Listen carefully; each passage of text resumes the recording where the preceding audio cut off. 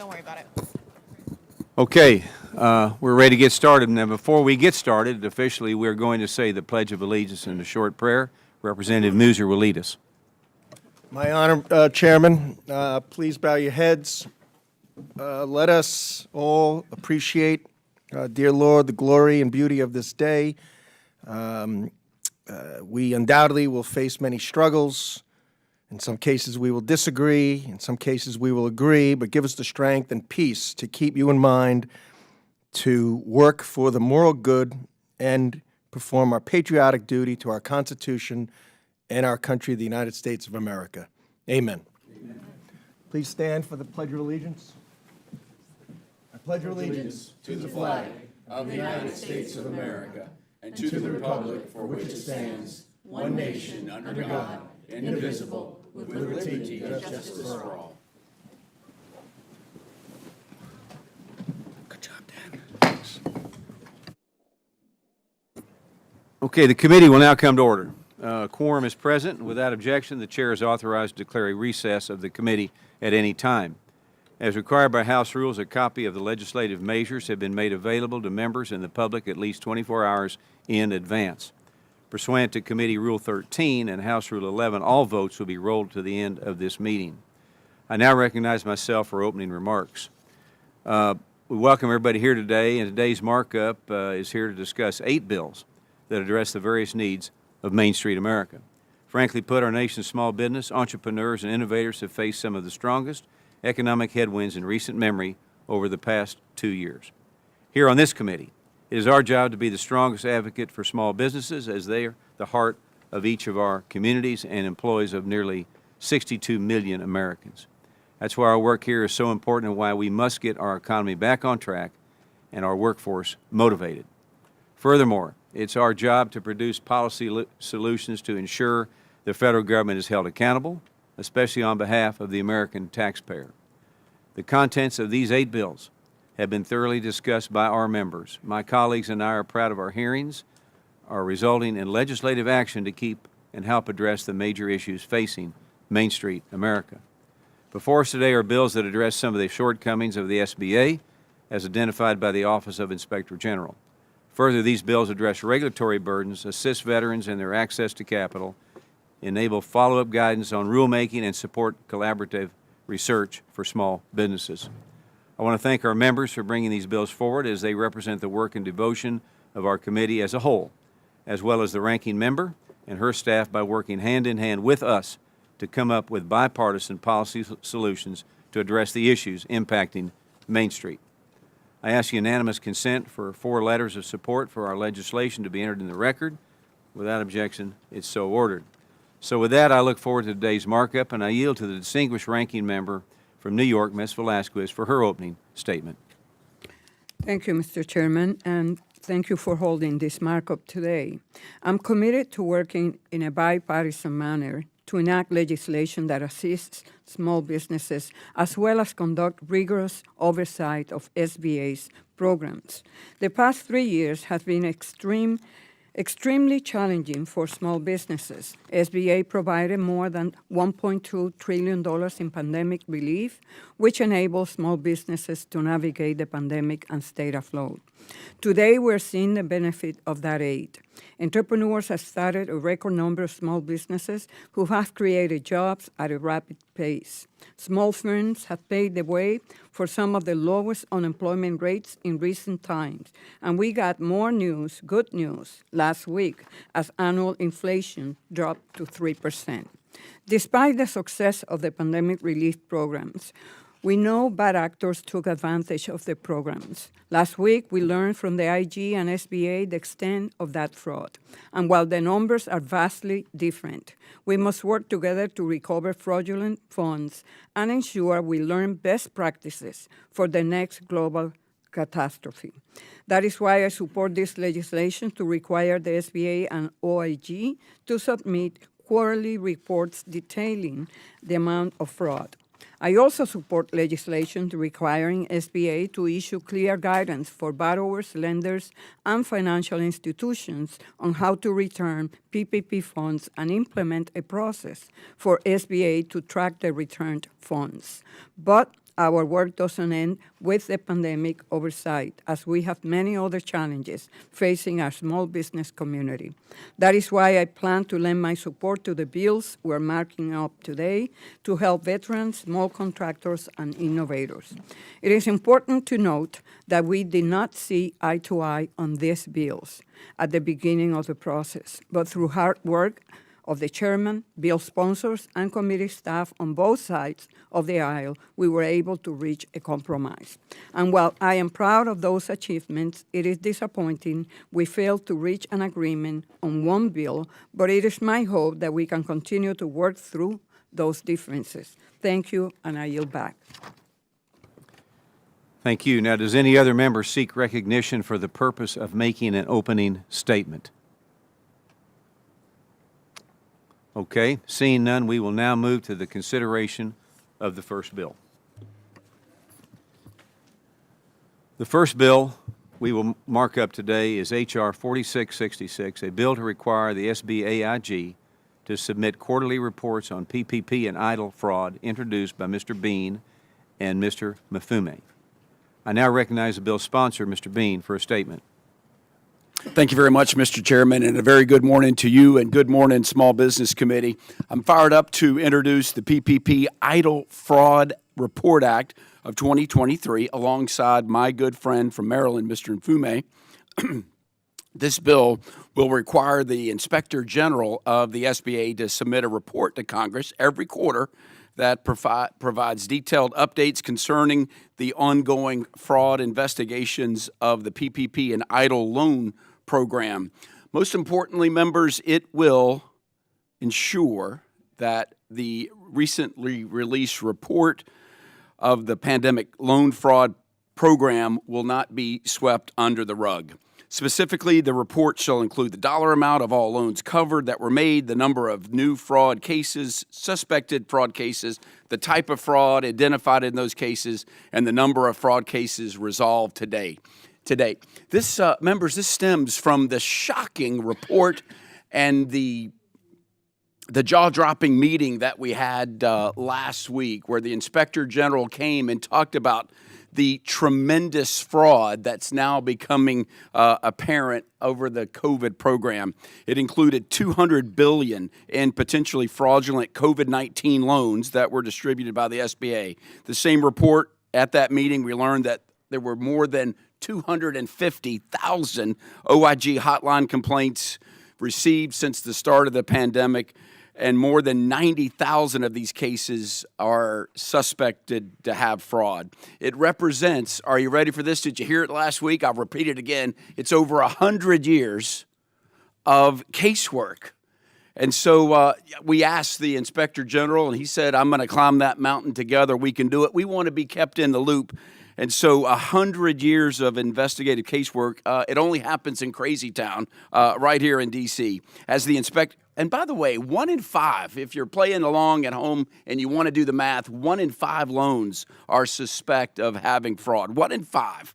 As the Inspector General continues working on the tens of thousands of investigative leads on the fraud, it's important for Congress to be kept up to date. And that's what this bill will do. To close, Mr. Chairman and members, I want to say to all the fraudsters and thieves that stole our money, we're coming after you. And so to come after you, we need to be kept up. We're going to prosecute. We're going to get our money back, and we are going to move forward. I urge my colleagues on both sides of the aisle to support this legislation. And, Mr. Chairman, I yield back the remainder of my time. Member yields back. And now, are there any other members who wish to be recognized for a statement on H.R. 4666? Mr. Chairman, I ask to be recognized. You are recognized.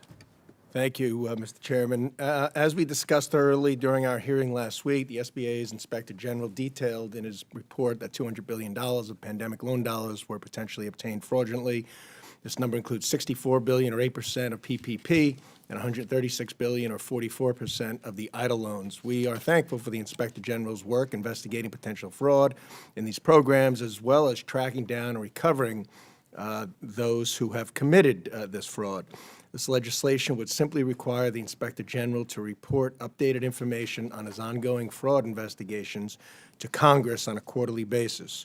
This committee very much needs to take very seriously our role in overseeing the SBA's loan programs, especially the fraud that existed in these relief programs, and pursue the bad actors, bring them to justice, who fraudulently obtain the tax dollars of our constituents and the American people. I think we all should be very concerned and curious and accept as our responsibility what were the entities that committed the fraud? Were they particular banks? Were they outliers? Who are the criminals? Where are the gaps in the system? And what type of penalties will take place to send a message that this will not be tolerated? So I thank my colleague, Mr. Bean, Florida, for his leadership on this legislation. I urge my colleagues to support its passage, and I look forward to its swift consideration on the House floor. Thank you, Mr. Chairman. I yield back. Gentleman yields back.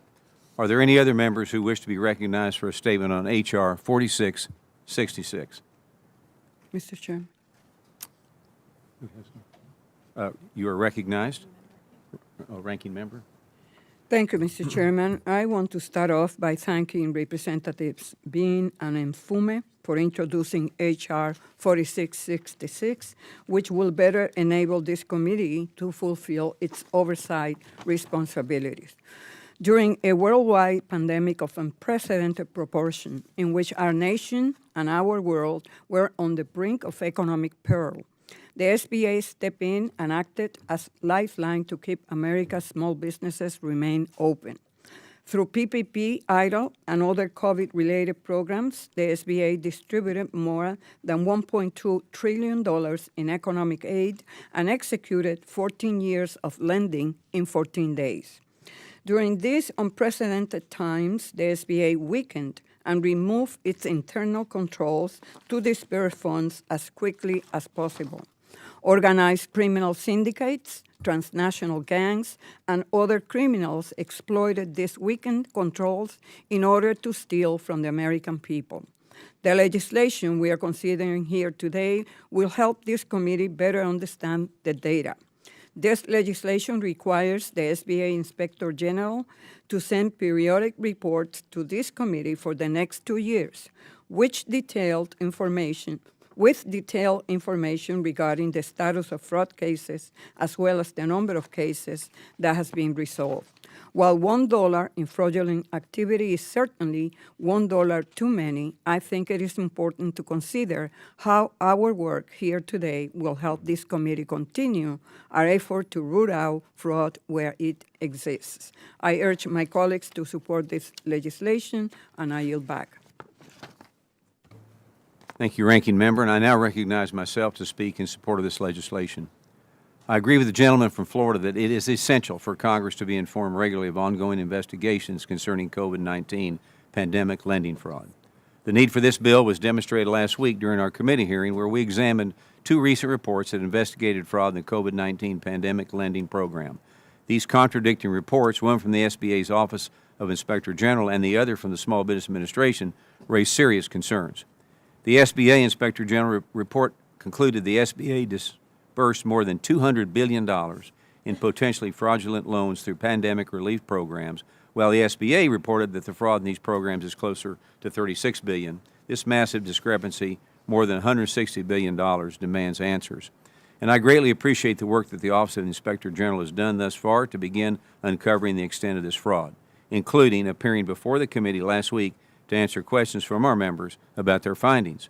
I want to again voice my total disappointment that the SBA Administrator Guzman declined her invitation to be part of the conversation and answer questions about both the IG report and the SBA's findings.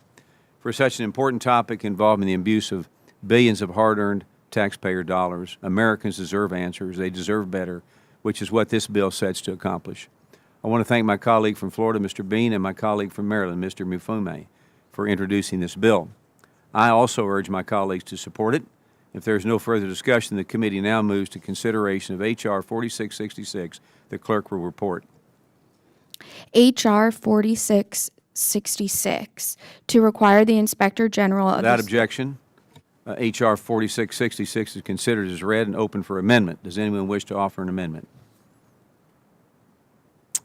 All right, seeing none, the question is now on adoption of H.R. 4666 and ordering it favorably reported to the House. All those in favor say aye. Aye. All those opposed say no. In the opinion of the chair, the ayes have it, and H.R. 4666 is agreed to and ordered favorably to the House. Mr. Chairman. Mr. Bean, for what purpose does the gentleman seek recognition? Mr. Chairman, for the purpose of requesting a recorded vote. A recorded vote has been requested and roll call vote is ordered. Pursuant to Committee Rule 13 and House Rule 11, further proceedings on this bill are postponed. The next bill we will mark up today is H.R. 4667, the Reclaimed Taxpayer Funds Act, introduced by Ms. Salazar and Mr. McGarvey. I now recognize the bill's sponsor, Ms. Salazar, for an opening statement. Thank you, Mr. Chairman. And this bill, the Reclaimed Taxpayer Funds of 2023, requires the Small Business Administration, the SBA, to establish processes to account for fraudulent and unused PPP loans as recommended by the Inspector General, who we spoke to last week in this committee. The SBA will work with the Treasury Department to make sure those funds are returned to the taxpayers now, as soon as possible. Last year, the Inspector General found that the SBA did not have the ability to handle fraudulent PPP loans. And today, inquiries from borrowers and lenders have gone unanswered. And as a result, hard-earned taxpayer dollars in the millions are being wasted. This bill addresses this problem immediately by requiring the SBA to establish guidance for borrowers and lenders to return the money now. While the committee continues to uncover the extent of the fraud in the PPP loans, I urge my colleagues to support this common sense bill that is a step towards restoring integrity to government lending and dignity back to the taxpayers. I want to thank Representative McGarvey from Kentucky in joining me on this legislation, and I ask my colleagues to vote yes on the Reclaim Taxpayer Funds Act. I yield back, Mr. Chairman. Member yields back. I now recognize the bill's co-sponsor, Ms. McGarvey, for an opening statement.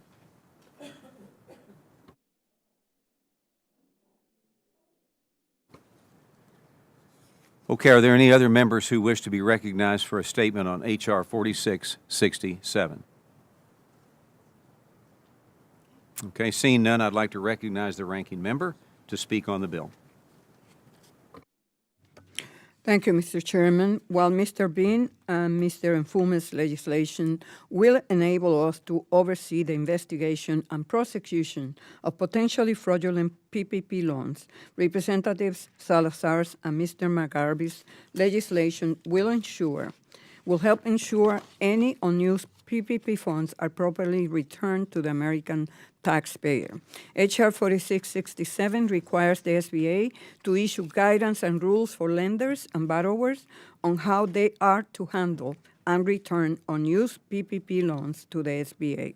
Importantly, this legislation directs SBA to issue detailed guidance for financial institutions on how they are to return PPP funds, even if they suspect the borrower acquired the funds through fraudulent means. The IGs may report points to the SBA lack of guidance, regulations, and ability to account for returned PPP funds as a central obstacle for lenders and borrowers returning unused PPP funds to the administration. The lack of guidance and regulation has led to confusion for borrowers and lenders, leading some lenders to even inform borrowers that the SBA could not accept funds. This bill resolves the problem by codifying the IG's recommendation and requiring the SBA to establish clear and detailed guidance. The legislation will also require the SBA to establish a process on how it will deposit unused funds in the Treasury Department's general fund. I want to thank Ms. Salazar and Mr. McGarvey for introducing this important piece of legislation. I also want to thank Chair Williams and his team for incorporating many of our suggestions and working with our side in a bipartisan manner. I think this has resulted in a better outcome. I urge my colleagues to support the bill. I yield back. Thank you, Ranking Member, and I now recognize myself to speak in support of this legislation. H.R. 4667, a bill to require the SBA administrator to issue guidance on the return of PPP funds, is a measure to begin restoring integrity in government lending. As we learned from the Inspector General over the last few weeks, of the $1.2 trillion in taxpayer money that was designed to be disbursed and to small businesses during the pandemic, at least $200 billion, or 17%, is suspected to have been fraudulently disbursed, and this is unacceptable. As we continue to dig our way through the mountains of data to fully understand the scope of this fraud, there are actions that can be taken now to claw back some of the potentially fraudulent money, actions which have been recommended to the SBA more than once by the Inspector General. In May of this year, the Inspector General reported that 2 financial institutions have frozen about $95 million in PPP loan deposits that they suspected of fraudulent activity. However, these institutions have not returned these taxpayer funds to the government because they did not have sufficient guidance on how to do so. This problem is long overdue for a solution, and I agree with the gentlelady from Florida that her bill addresses this problem head-on by requiring the SBA to heed the Inspector General's recommendations and establish proper guidance to accept, process, and account for potentially fraudulent and unused PPP loan funds. I want to thank my colleague from Florida, Ms. Salazar, and my colleague from Kentucky, Mr. McGarvey, for introducing this bill. I urge my colleagues to support H.R. 4667. If there's no further discussion, the committee now moves to consideration of H.R. 4667. The clerk will report.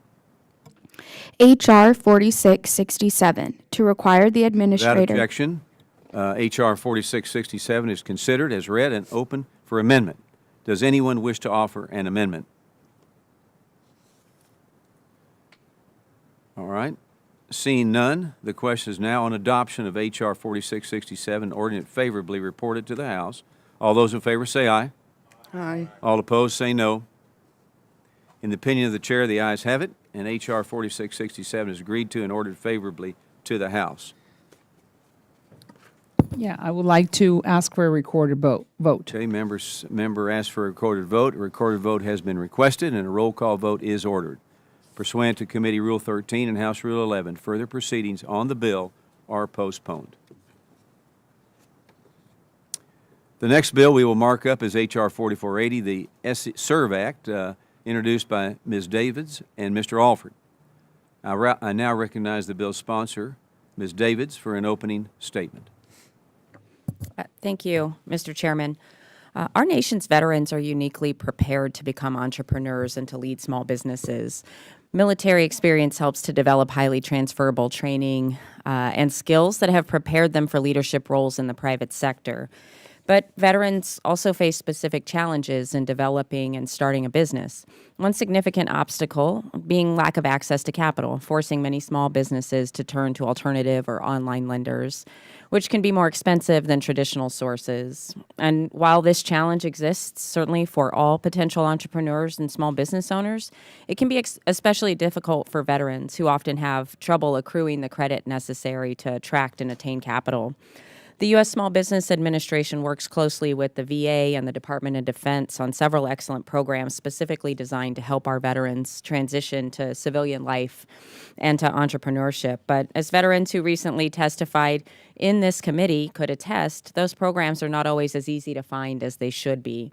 These are problems the SERV Act is working to address. This bill would commission a Government Accountability Office report on the ability of veterans and reservists to access capital and credit, which are crucial building blocks to opening a business. This report would include analysis on common sources of credit and how deployment of our service members affects their individual credit. This bill also requires an interagency task force to develop an action plan for greater outreach of the programs that already exist for veterans transitioning into the business world. That task force would report its findings annually to Congress on how the SBA can better support our veterans, service-disabled veterans, and our reservists. Our service members and their families already sacrifice a lot for our country, and it's definitely our duty to support them however we can, both during and after their service. And while programs through the SBA are just one part of that overall support, our veterans should absolutely be able to utilize them and grow their businesses to take care of their families and contribute to our economy. I want to also thank Representative Alford for his partnership in introducing this bill And I would encourage my colleagues to vote in favor of the SERVE Act and support successful entrepreneurship for our veterans. With that, I yield my time. Thank you. Member yields back, and thank you. And I now recognize the bill's co-sponsor, Mr. Alford, for an opening statement. Thank you, Mr. Chairman. I rise today to speak in favor of the Successful Entrepreneurship for Reservists and Veterans Act, also known as the SERVE Act.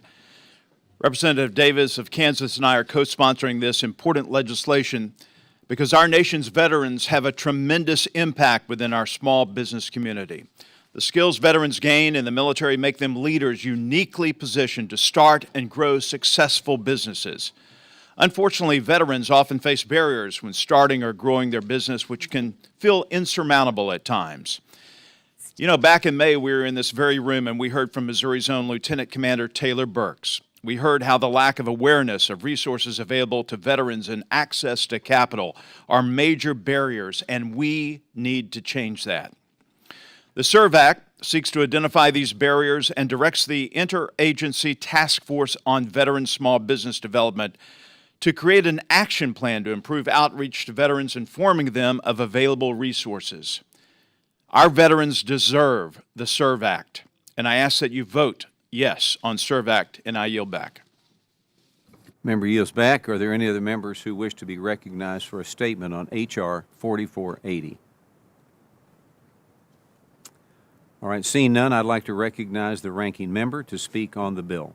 Thank you, Mr. Chairman. I just want to thank both Ms. Davis and Mr. Alford for calling on GAO, one of the most highly regarded organizations in our federal government, to produce a fact-based independent report, and also requiring the SBA to develop an outreach plan to increase awareness of their vital programs. And I want to thank them and the chairman and the staff for working on this legislation, and I urge a yes vote, and I yield back my time. Member yields back, and let me say H.R. 4480, the Successful Entrepreneurship for Reservists and Veterans Act of 2023, ensures our nation's veterans and reservists receive the assistance they need when they look to start a small business of their own. This legislation orders the Government Accountability Office to study and report on credit access to veteran and reservist small businesses. It also orders the Interagency Task Force on Veteran Small Business Development to develop and report a plan to promote programs to veterans. Our nation's veterans and reservists have dedicated their lives to fighting for this country, and it is vital that we provide them with the resources they need to become successful entrepreneurs. I, like many of my colleagues, represent military bases in my district, and I understand just how important it is that these resources are accessible. I want to thank my distinguished committee colleagues, Representative Davids and Alford, for introducing and co-sponsoring this bill. I urge my colleagues to support H.R. 4480. If there's no further discussion, the committee now moves to consideration of H.R. 4480. The clerk will report. H.R. 4480, to require the administrator. Without objection, H.R. 4480 is considered as read and open for amendment. Does anyone who wish to offer an amendment? Okay, seeing none, the question is now on adoption of H.R. 4480 and ordering it favorably reported to the House. All those in favor say aye. Aye. All those opposed say no. In the opinion of the chair, the ayes have it, and H.R. 4480 is agreed to and ordered favorably to the House. Mr. Chairman, Members recognized. I'd like to request a recorded vote, please. A recorded vote has been requested, and roll call vote is ordered. Now, pursuant to Committee Rule 13 and House Rule 11, further proceedings on the bill are now postponed. The next bill we will mark up is H.R. 4670, Small Business Contracting Transparency Act of 2023, is introduced by Ms. Houlihan and Mr. Stauber. I now recognize the bill's co-sponsor, Mr. Stauber, for an opening statement. Mr. Chairman, I rise today and speak in favor of the Small Business Contracting Transparency Act. The Small Business Administration is charged with ensuring that only eligible firms are participating in its women-owned small business contracting program. Hub-Z program and recently added service-disabled veteran-owned small business program. These programs are essential for fostering economic growth and providing opportunities for small businesses to thrive. Government agencies set aside contract opportunities for small businesses in these programs. Delays in certifying or recertifying procedures can have devastating consequences for these entrepreneurs. This is a critical issue that affects small businesses in Minnesota and across our nation. Unfortunately, there is limited information from the SBA about certification and subsequent recertification processes.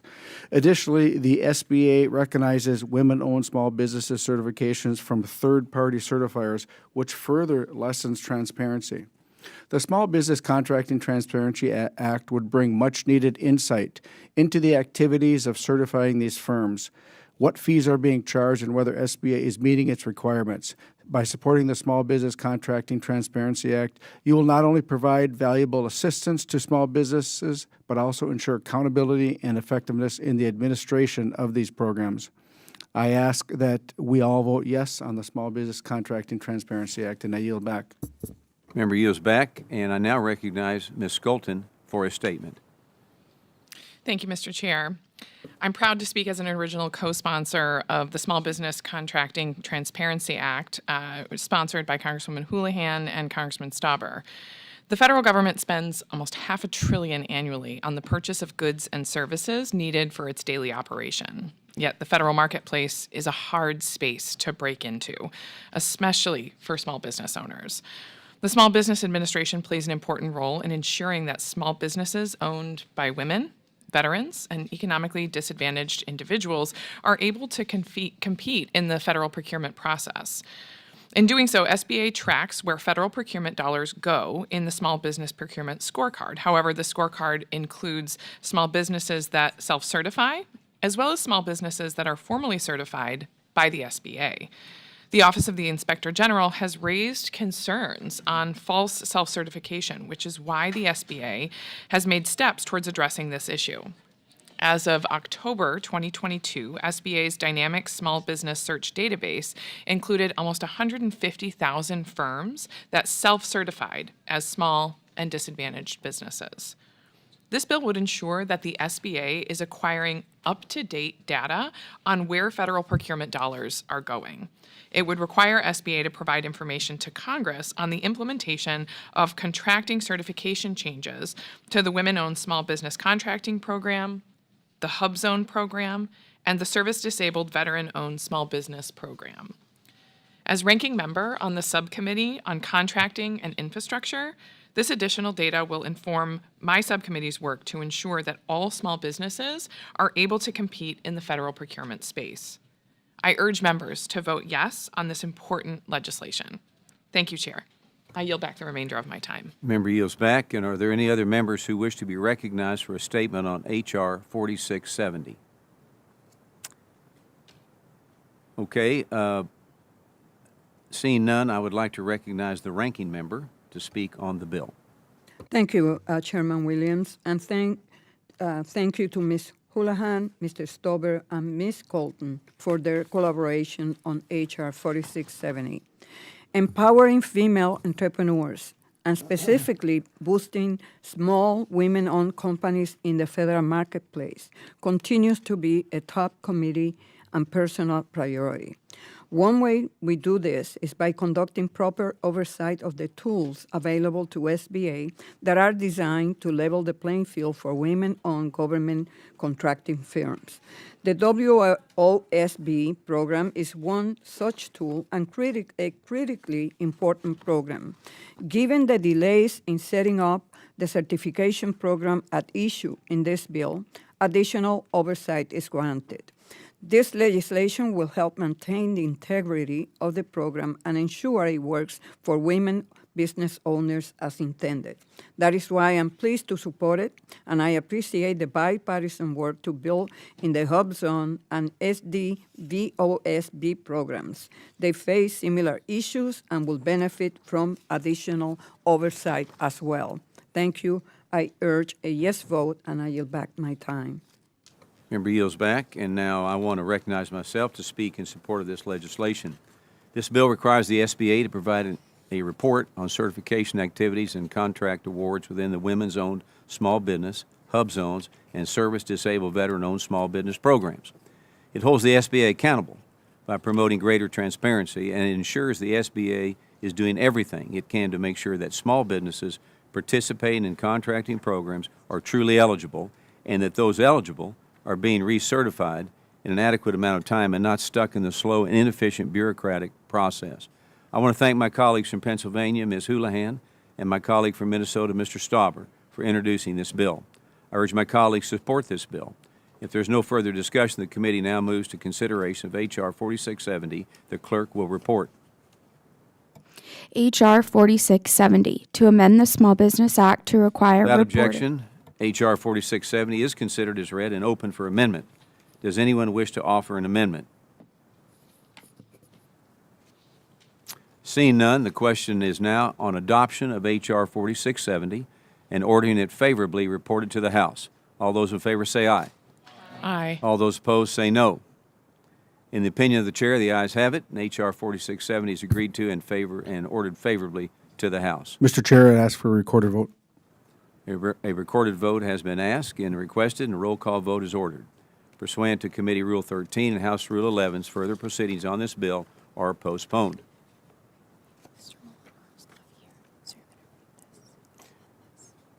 This next bill will mark up is H.R. 4668, the Post-it Act, introduced by Mr. Molinari and Ms. Scholten.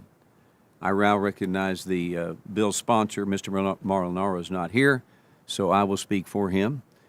He's unable to join us right now, but I was asked unanimous consent for his remarks as prepared for delivery be entered into the record without objection. So ordered. Now, are there any other members who wish to be recognized for a statement on H.R. 4668? All right, seeing none, I'd like to recognize the ranking member to speak on the bill. Thank you, and thank you to Mr. Molinari and Ms. Colton for working together on the introduction of the Post-it Act. In the last Congress, our committee approved the One Stop Shop Act, which required the Office of the National Ombudsman to create and maintain a centralized website with hyperlinks to small business compliance guidance. The legislation was enacted into law, and SBA recently launched the website, which will make it easier for small businesses to comply with federal rules and regulations. The bill we are considering today will build upon that work by requiring the Ombudsman to publish links to guidance documents for rules that have been certified to have a significant economic impact on a substantial number of entities. As we know, guidance documents help inform small businesses of regulations, but they can oftentimes be difficult to find. Having a centralized site with hyperlinks to guidance documents affecting small businesses will save entrepreneurs a significant amount of time. I want to thank the sponsors of the legislation for working together in a bipartisan way to craft a bill that we can all support. Thank you, and I yield back my time. Ranking member yields back, and I now recognize myself to speak in support of this legislation.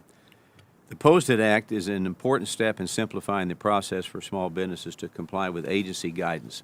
We allow our great entrepreneurs to spend more time building their businesses and less on complying with needless regulations. Main Street can succeed. I want to thank my colleague from New York, Mr. Molinaro, and my colleague from Michigan, Ms. Scholten, for introducing this bill.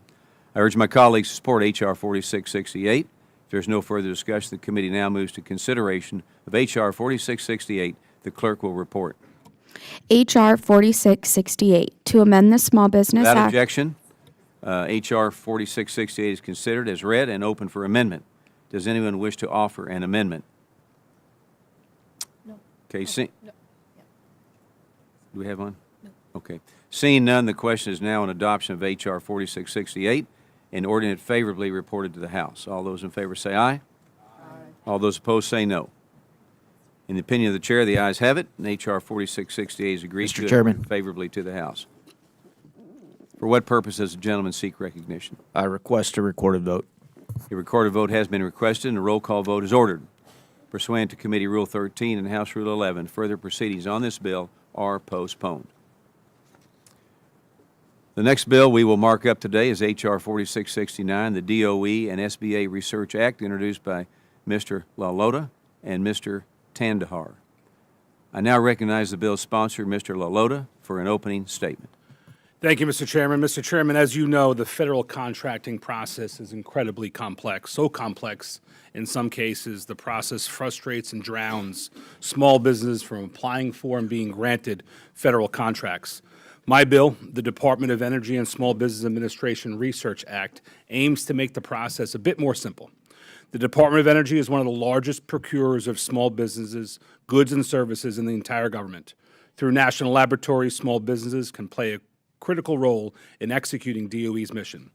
My district is home to one of these labs, the Brookhaven National Lab, and our lab prioritizes working with small businesses. Suffolk County small businesses and Brookhaven have created a mutually beneficial relationship based on cooperative research and technical assistance. Despite this, far too often we hear about the difficulties which small businesses have when trying to work with the federal government. In many cases, the issue begins with agencies not reaching enough small businesses. The problems continue with an application process that is bureaucratic and frustrating. My DOE and SBA Research Act seeks to remedy this problem by requiring the SBA and national labs to collaborate to ensure that small businesses are better utilized. Working with the government can be a maze, and this bill will help bring existing resources and opportunities to innovative small businesses. I ask that my colleagues vote yes on my bill, the DOE and SBA Research Act. Mr. Chairman, I yield back my time. Member yields back. Are there any other members who wish to be recognized for a statement on H.R. 4669? All right, seeing none, I'd like to recognize the ranking member to speak on the bill. Thank you, Mr. Chairman. I am pleased to lend my support to the DOE and SBA Research Act led by Representative Nick LaLora and Mr. Tenedor. The legislation will allow SBA and DOE to carry out cross-cutting and collaborative research and development activities. Investments in research and development is absolutely critical to providing high-paying jobs for Americans and ensuring our country remains competitive. By increasing coordination between the two federal agencies, we will be able to maximize the effectiveness of our nation's premier federal research and development programs. I applaud Mr. LaLora and Mr. Tenedor for their bipartisan work, and I ask my colleagues to support the legislation. I yield back. Ranking member yields back. I now recognize myself to speak in support of this legislation. This committee continues to hear from small business owners how complex, difficult, and burdensome working with the government can be. With greater collaboration, SBA and DOE can improve the inclusion of small businesses through the mission of the national labs. This bill will improve coordination, outreach, and utilization of resources to better reach small businesses in need of support. Small businesses bring unique and invaluable experience to research and development. I want to thank my colleagues from New York, Mr. LaLota, and my colleague from Michigan, Mr. Tanadar, for introducing this bill. I urge my colleagues to support this bill, and if there's no further discussion, the committee now moves to consideration of H.R. 4669. The clerk will report. Oh, I'm Mr. Chairman. I'm sorry. No, you were right. Mr. Tanadar just walked in and would like to be recognized. So just... Okay. Mr. Tanadar, you are recognized for a statement. Thank you, Mr. Chairman. Today I am voicing my strong support of the DOE and SBA Research Act, recognizing the indispensable role it will play in enhancing collaboration among the Small Business Administration and the Department of Energy, all in the name of improving research and development efforts. Let's not forget small businesses from the backbone of this country.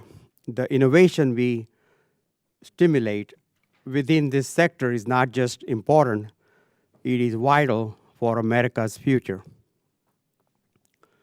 This legislation does not simply propose research collaborations. It carves a path for our small businesses to spearhead progress. This act goes one step further. It mandates a collaborative report within 2 years of its enactment. This isn't just a bureaucratic requirement, is an essential stride towards maintaining the transparency and accountability we owe to the people. This report will empower us to monitor and comprehend the effectiveness of our research collaborations, providing us with the opportunity to revise and refine strategies as necessary. I'm excited. I'm a researcher myself, having authored an SBIR grant that I won when I was a entrepreneur running my research-based business. So I'm excited, and I hope you share my enthusiasm at the prospect of the growth and broadening of technical capabilities that the DOE and SBA Research Act promises to bring to our agencies. But let's always keep sight of the ultimate goal of this legislation, creating high-paying jobs for our fellow Americans and safeguarding our nation's competitive edge on the global stage. Remember, this isn't just about legislation. It's about our future, about empowering our workforce, and about asserting and maintaining our role as a beacon of technology and innovation in a world that looks to us for leadership.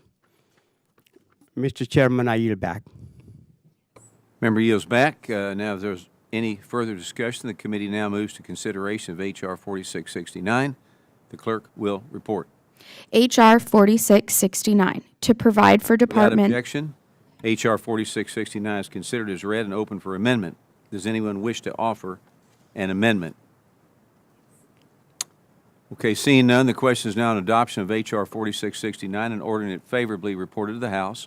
All those in favor say aye. All opposed say no. In the opinion of the chair, the ayes have it, and H.R. 4669 is agreed to and ordered favorably to the House. Mr. Chairman. Seek recognition. Mr. Chairman, I request a recorded vote, please. A recorded vote has been requested, and a roll call vote is ordered. Pursuant to Committee Rule 13 and House Rule 11, further proceedings on the bill are postponed. The next bill we will mark up is H.R. 4671, a bill to reform corrective action reports, introduced by Ms. Gluesenkamp-Perez and Mr. Musser. I now recognize the bill's sponsor, Ms. Gluesenkamp-Perez, for an opening statement. Thank you, Chairman Williams, for the opportunity, and thank you, Representative Musser, for leading this effort with me. The SBA is tasked with ensuring that small businesses are given a fair shot at competing for federal contracting dollars. These federal contracts can be an incredible financial opportunity for our nation's entrepreneurs. And Congress has established goals to award a percentage of all prime and subcontracts to women-owned small businesses, small disadvantaged businesses, service-disabled veteran-owned small businesses, and HUB-zone certified small businesses. When federal agencies do not meet these established small business goals, they're required to provide SBA with a corrective action plan that details the steps that the agency will take the next year to meet the unmet goals down the line. Many of these reports contain valuable information about the actions federal agencies are taking and intend to take to meet their small business contracting goals. But these reports are not standardized across agencies. In fact, many of them do not contain any oversight or accountability mechanisms at all for agencies that fail to meet their small business goals.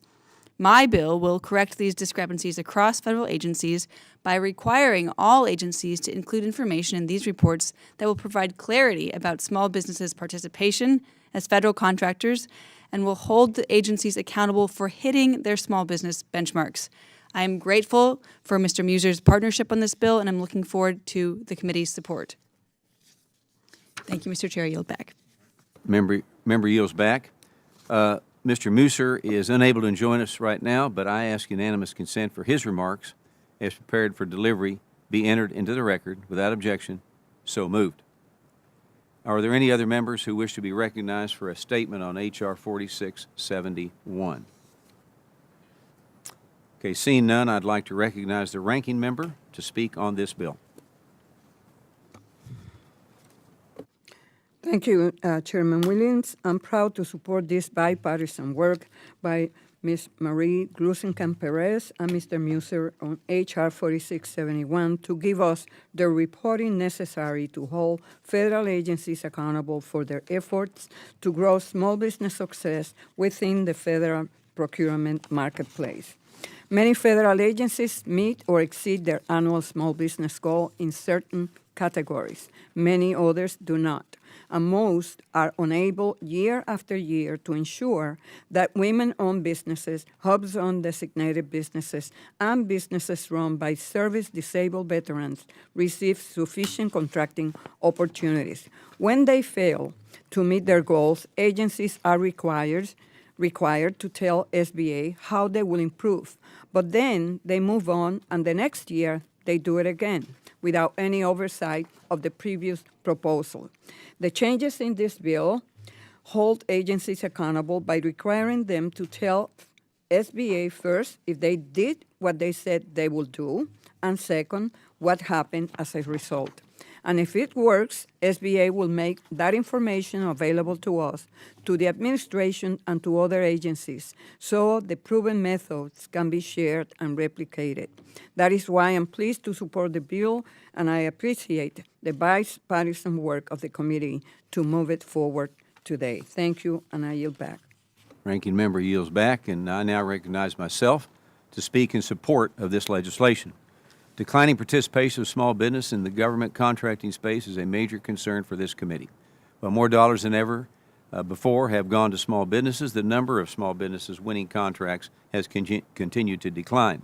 This bill, in part, seeks to include additional reporting data to get a better picture of why this is occurring. I want to thank my colleague from Washington, Ms. Glusenkamp-Perez, and my colleague from Pennsylvania, Mr. Muser, for introducing this bill. I urge my colleagues to support this bill. If there is no further discussion, the committee now moves to consideration of H.R. 4671. The clerk will report. H.R. 4671, to amend the small Without business. objection, H.R. 4671 is considered as read and open for amendment. Does anyone wish to offer an amendment? Seeing none, the question is now on the adoption of H.R. 4671, an ordinance favorably reported to the House. All those in favor say aye. Aye. All those opposed say no. In the opinion of the chair, the ayes have it, and H.R. 4671 is agreed to. Mr. Chair, I ask for a recorded vote. A recorded vote has been requested, and a roll call vote is ordered. Pursuant to Committee Rule 13 and House Rule 11, further proceedings on this bill are postponed. The final bill we will mark up today is H.R. 3995, the Small Business Regulatory Reduction Act, introduced by Ms. Van Dyne. I now recognize this bill's sponsor, Ms. Van Dyne, for an opening statement. Thank you very much, Mr. Chairman. I have heard from countless small business owners back at home in North Texas, but also in this committee, as well as in field hearings that we've had across the country in Ways and Means. We have had witnesses hold up binders full of regulations that they must comply with from this administration. And the message they tell us is clear. The businesses are drowning in regulatory red tape. I hope that my colleagues from both sides of the aisle can agree with me when I say that the House Committee on Small Business is committed to prioritizing the needs of our nation's job creators and their employees. My bill builds off the success of the Trump-era policy, which required 2 federal regulations to be rescinded for each new one issued. It's unfortunate that one of President Biden's first actions was to repeal this effective Regulatory Reduction Act. According to a recent report, the Biden administration has added approximately $375 billion in regulatory costs per year. If you include his push to release and reduce student loan fees, that number goes up to $617 annually in costs. Mr. Chairman, I seek unanimous consent to enter into the record the Committee to Unleash Prosperity's report titled Burden is Back, comparing regulatory costs between Biden, Trump, and Obama. Without objection. Thank you very much. My bill will stop the unelected bureaucrats from continuing to inflict overreaching regulations on our small businesses. Specifically, my bill will require the SBA to ensure that for each fiscal year, the cost of their own rulemaking is not greater than $0.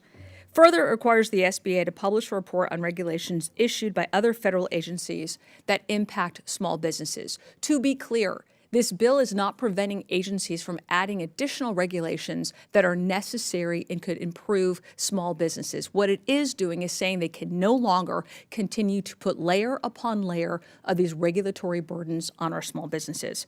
I urge the support of this legislation, and I yield back. Member yields back. Are there any other members who wish to be recognized for a statement on H.R. 3995? Mr. Chair. Recognized? Mr. Staub. Chairman, I rise to speak in favor of H.R. 3995, the Small Business Regulatory Reduction Act, a crucial piece of legislation that impacts small businesses, including those in Minnesota. During the Trump administration, our government adopted the principle of one in, two out by repealing 2 regulations for every new one introduced. It created an environment that promoted economic growth and empowered small businesses to thrive. Under the current administration, this policy has been rescinded and replaced with an overregulation policy that has imposed nearly $360 billion in new regulatory costs on small businesses. Minnesota is known for its vibrant small business community, but the crushing regulatory policies implemented by this administration, paired with exorbitantly high inflation from their spending habits, has left our small businesses across the nation struggling.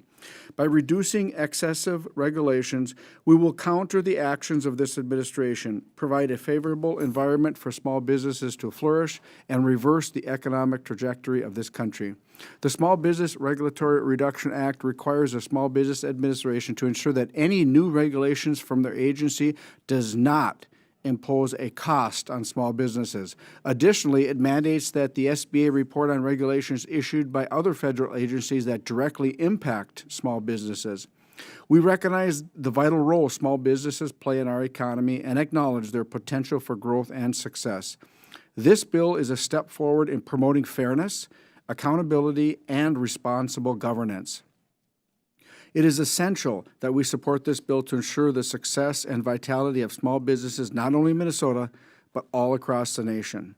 I urge you all to join me in voting yes on H.R. 3995, the Small Business Regulatory Reduction Act. So let us stand together in empowering our small business community and fostering an environment that nurtures innovation, job creation, and economic prosperity. And I yield back. Member yields back. Are there any other members who wish to be recognized for a statement on H.R. 3995? All right. Seeing none, I would like to recognize the ranking member to speak on this bill. Thank you, Mr. Chairman. Throughout my tenure on the committee, I have tried very hard to work with my colleagues on both sides to put forth thoughtful bipartisan bills that will make lives easier for small business owners. Today, we are considering a bill that will drive a wedge between the members of this committee who are all committed to helping small businesses. This bill mandating a zero or negative regulatory budget for SBA may sound good on the surface, but it will have the practical effect of limiting the SBA from issuing any rules. As written, it will be incredibly difficult for SBA to adhere to it. Unfortunately, I will not be able to lend my support to the Small Business Regulatory Reduction Act. Everyone on this committee wants to lessen the burden of regulations on small businesses, but this bill falls short, and it will have the practical effect of preventing the agency from issuing regulations to benefit small businesses. Because of the unintended consequences of the bill, I am opposed to the bill as drafted. Thank you, and I yield back. Ranking member yields back, and I now recognize myself to speak in support of this legislation. H.R. 3995 is a win for Main Street America. As an advocate for small business, the last thing the SBA should be doing is requiring them to be spending their hard-earned dollars on complying with their burdensome regulations and rules. This legislation is common sense and should pass this committee with broad bipartisan support. I want to thank Ms. Van Dyne for her work on this legislation, and I urge my colleagues to support this bill. If there's no further discussion, the committee now moves to consideration of H.R. 3995. The clerk will report. H.R. 3995, to require the administrator. Objection. 3995 is considered as read and open for amendment. There is an amendment in the nature of a substitute at the desk. The amendment has been pre-distributed to all members. The clerk will report the amendment. Amendment in the nature of a substitute to H.R. 3995. The amendment is considered as read, and the substitute will be considered as base text for the purpose of further amendment. I now recognize Ms. Dan Vine for her, sorry, Beth, Ms. Van Dyne for a statement on her amendment.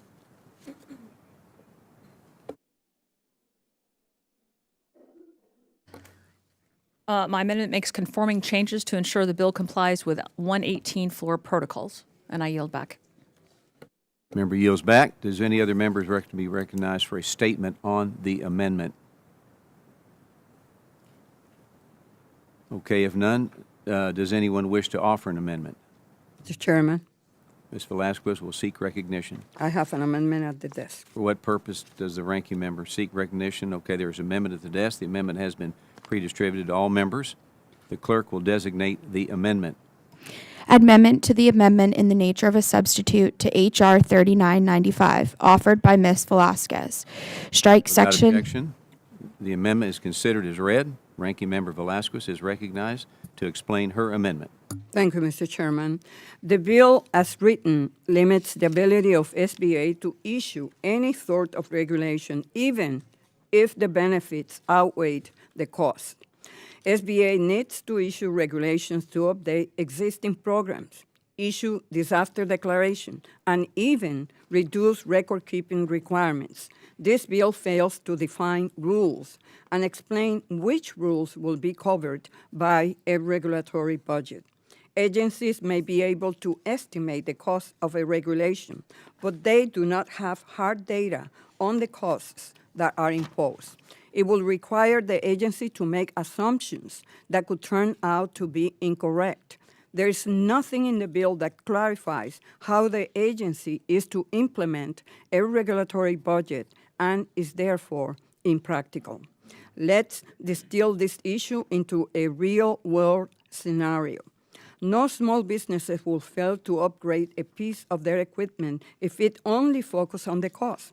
Small businesses are savvier than this bill implies, and they look at the whole picture, cost and benefit.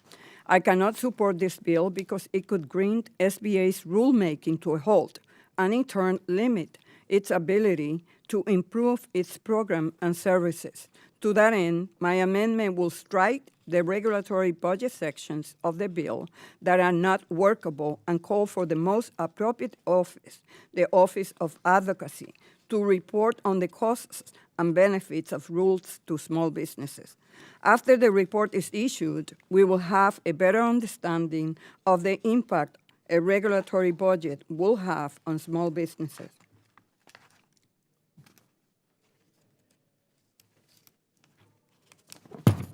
I urge my colleagues to support my amendment, and that will be it, Mr. Chairman.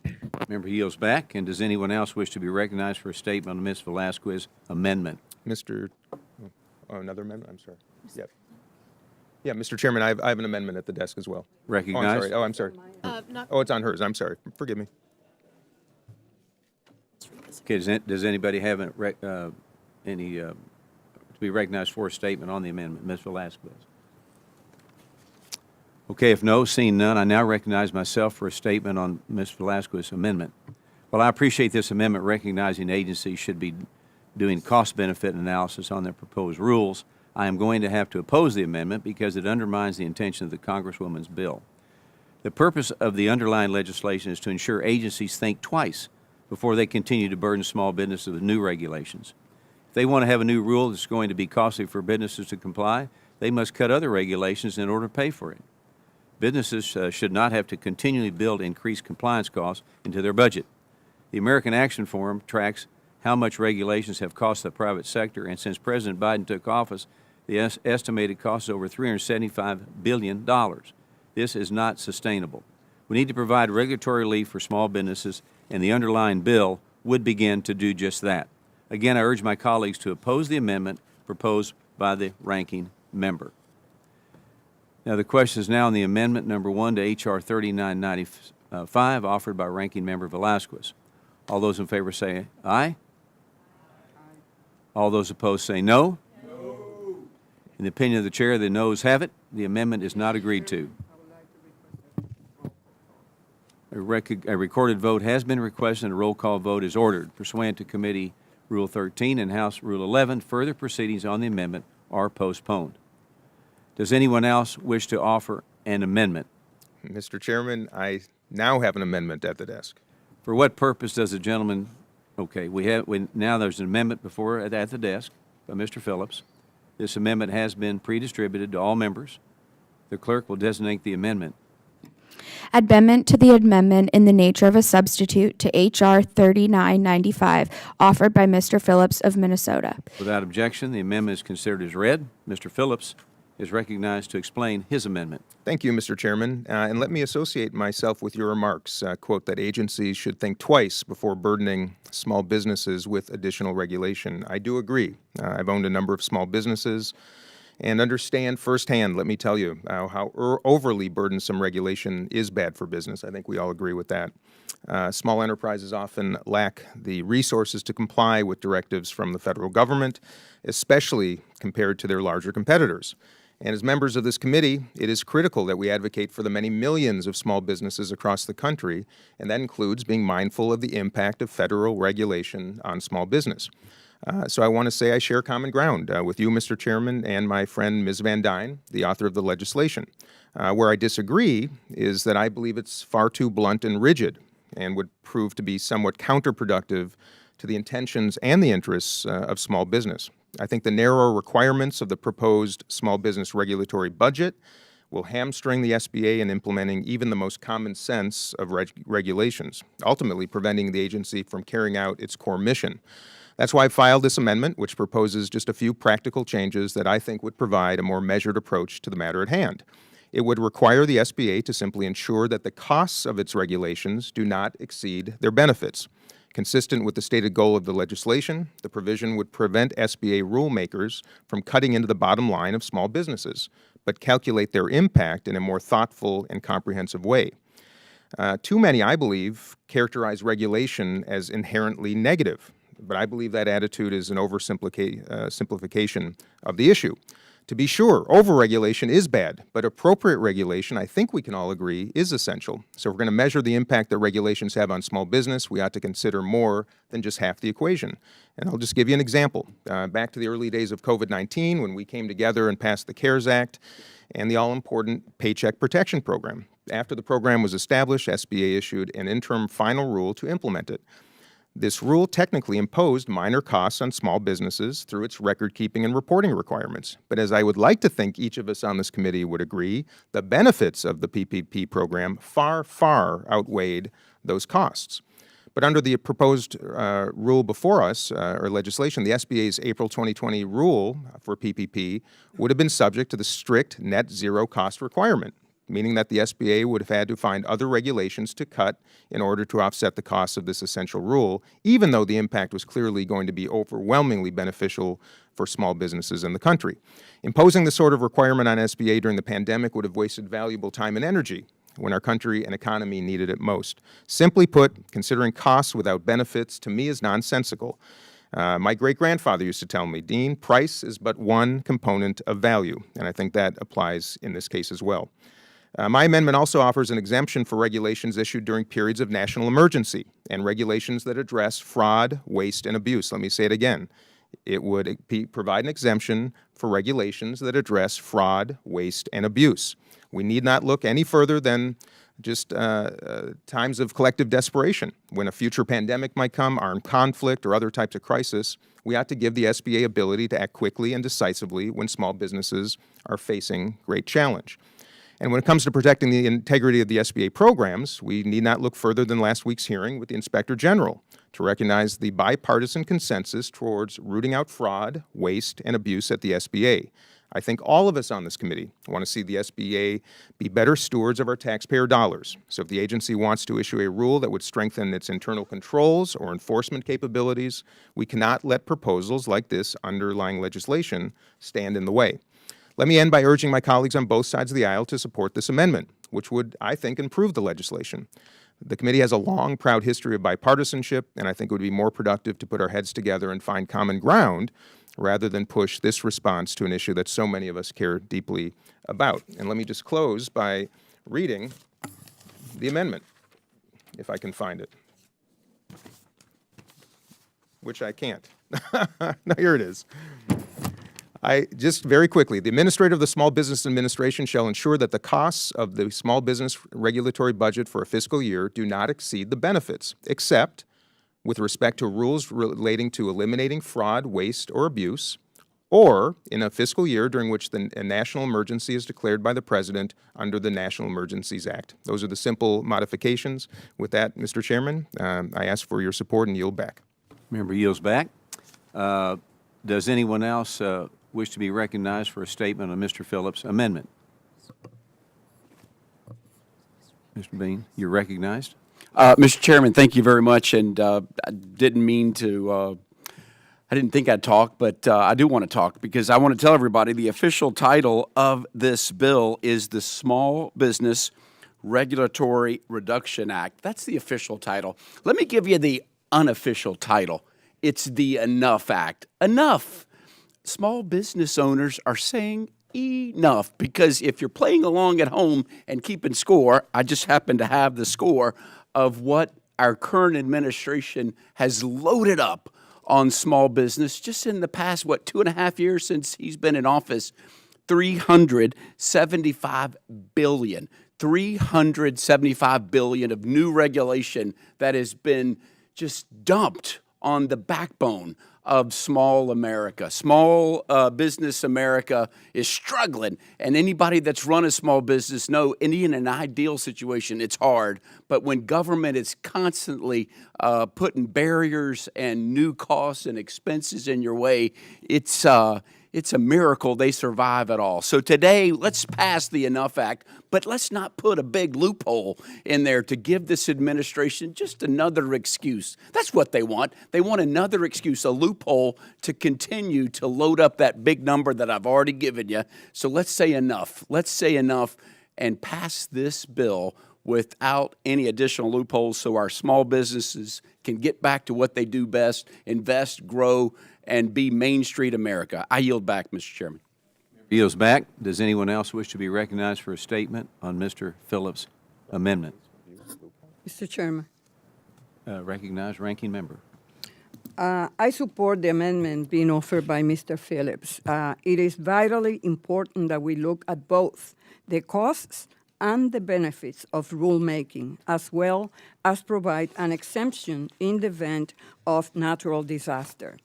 Most importantly, many of the regulations issued by SBA are necessary to safeguard taxpayers' dollars against waste, fraud, and abuse, and to preserve public confidence. My colleagues, we cannot have it both ways. We can't.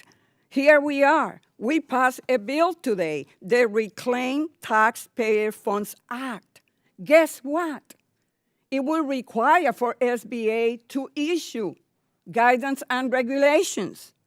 So the SBA could say that they will not implement this bill that we passed today because it doesn't fit into their regulatory budget. So be aware and be careful what you're calling for here today. SBA prioritizes small businesses and seeks to limit the regulatory burden for small employers. We must not limit their ability to make improvements to its program, and that is why I support the amendment offered by Mr. Phillips. Mr. Chairman, that's it. You yield back? Yes, I yield back. Does anyone wish to be recognized for a statement? Mr. Chair. Mr. Stauber? Just real brief comments. We're dealing with rulemaking by the SBA, not legislating from Congress, the House, both the House and the Senate and the President. This is rulemaking from the SBA. I yield back. Member yields back. Anyone else recognized for a statement?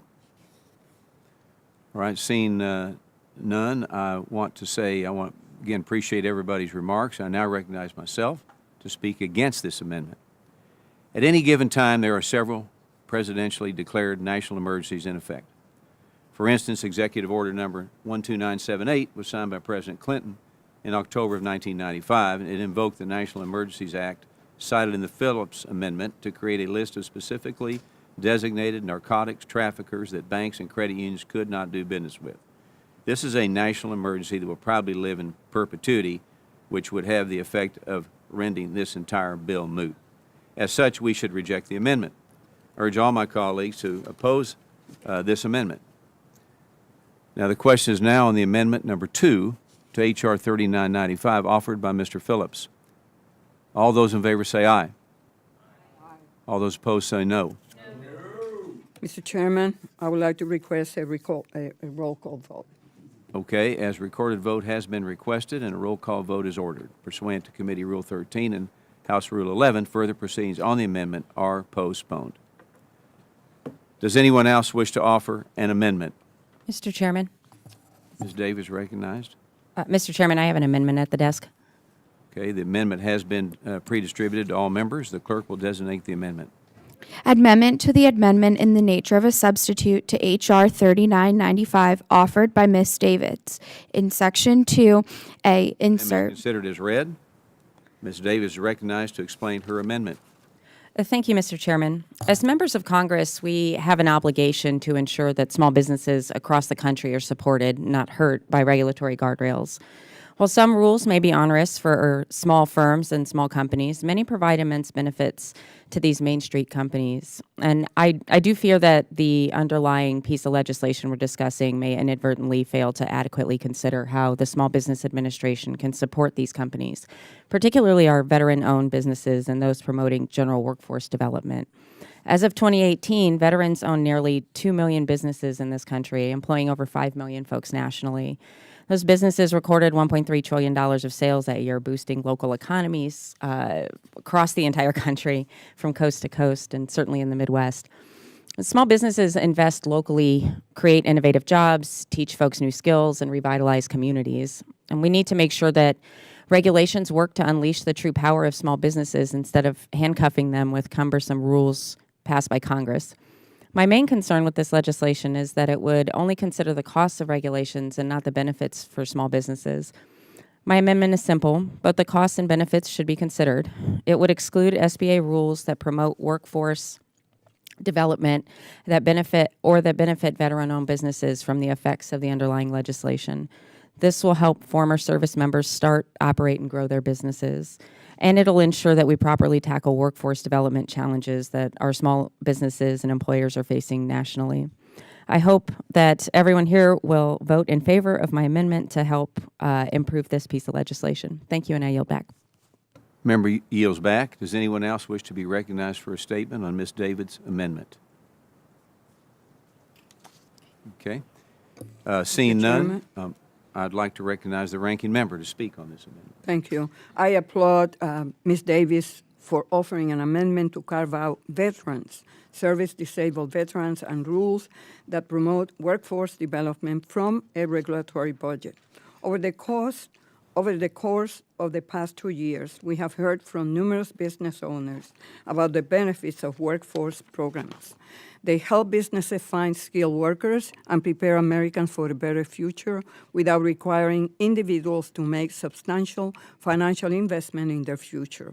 We have also heard from countless veterans about the importance of SBA programs to their small businesses.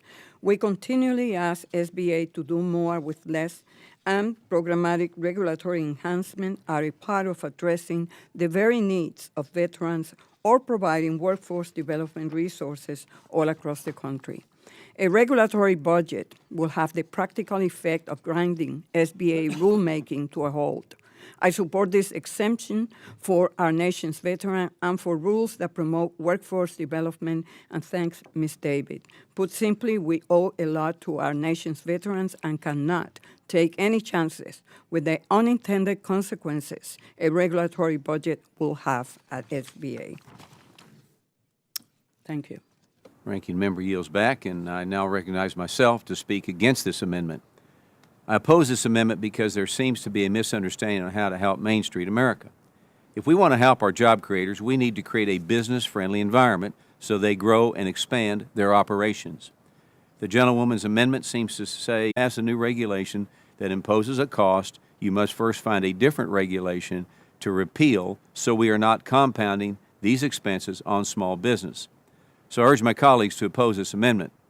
Now, the question is now on the amendment number 3 to H.R. 3995 offered by Ms. Davids. All those in favor say aye. Aye. All those opposed say no. No. In the opinion of the chair, the noes I have would it. like to, Mr. Chairman, I would like to request a recorded vote. Okay, we've had a recorded vote as requested, and a roll call vote is ordered pursuant to Committee Rule 13 and House Rule 11. Further proceedings on the amendments are postponed. Does anyone else wish to offer an amendment? Mr. Chair, I have an amendment at the desk. Okay, there's an amendment at the desk from Ms. Chu. This amendment has been pre-distributed to all members. The clerk will designate the amendment. Amendment to the amendment in the nature of a substitute to H.R. 3995, offered by Ms. Chu. The amendment is considered as read. Ms. Chu is recognized to explain her amendment. Thank you, Mr. Chair. I urge my colleagues to support my amendment to H.R. 3995, the Small Business Regulatory Reduction Act. The underlying bill would prohibit the Small Business Administration from implementing any new regulations that might incur a cost on small businesses, even if those regulations might have important benefits for small businesses, benefits which many times more than offset those costs. We all know that our most underserved small businesses, like those located in rural areas and those owned by women and minorities, all too often struggle accessing the resources critical to starting and growing a business, like capital and contracting opportunities.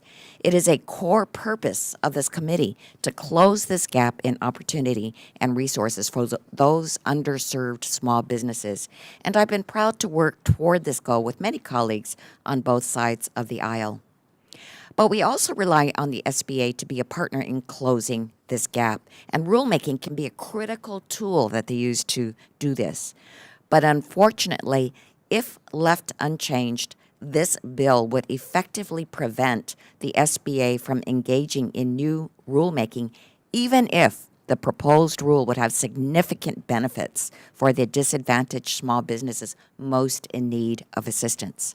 My amendment would fix this by providing an exception to ensure that SBA is able to create new rules that will specifically help rural small businesses, women-owned firms, and those owned by socially and economically disadvantaged individuals, which includes Black, Hispanic, Native, and Asian Pacific Americans and other minorities and any other disadvantaged individuals.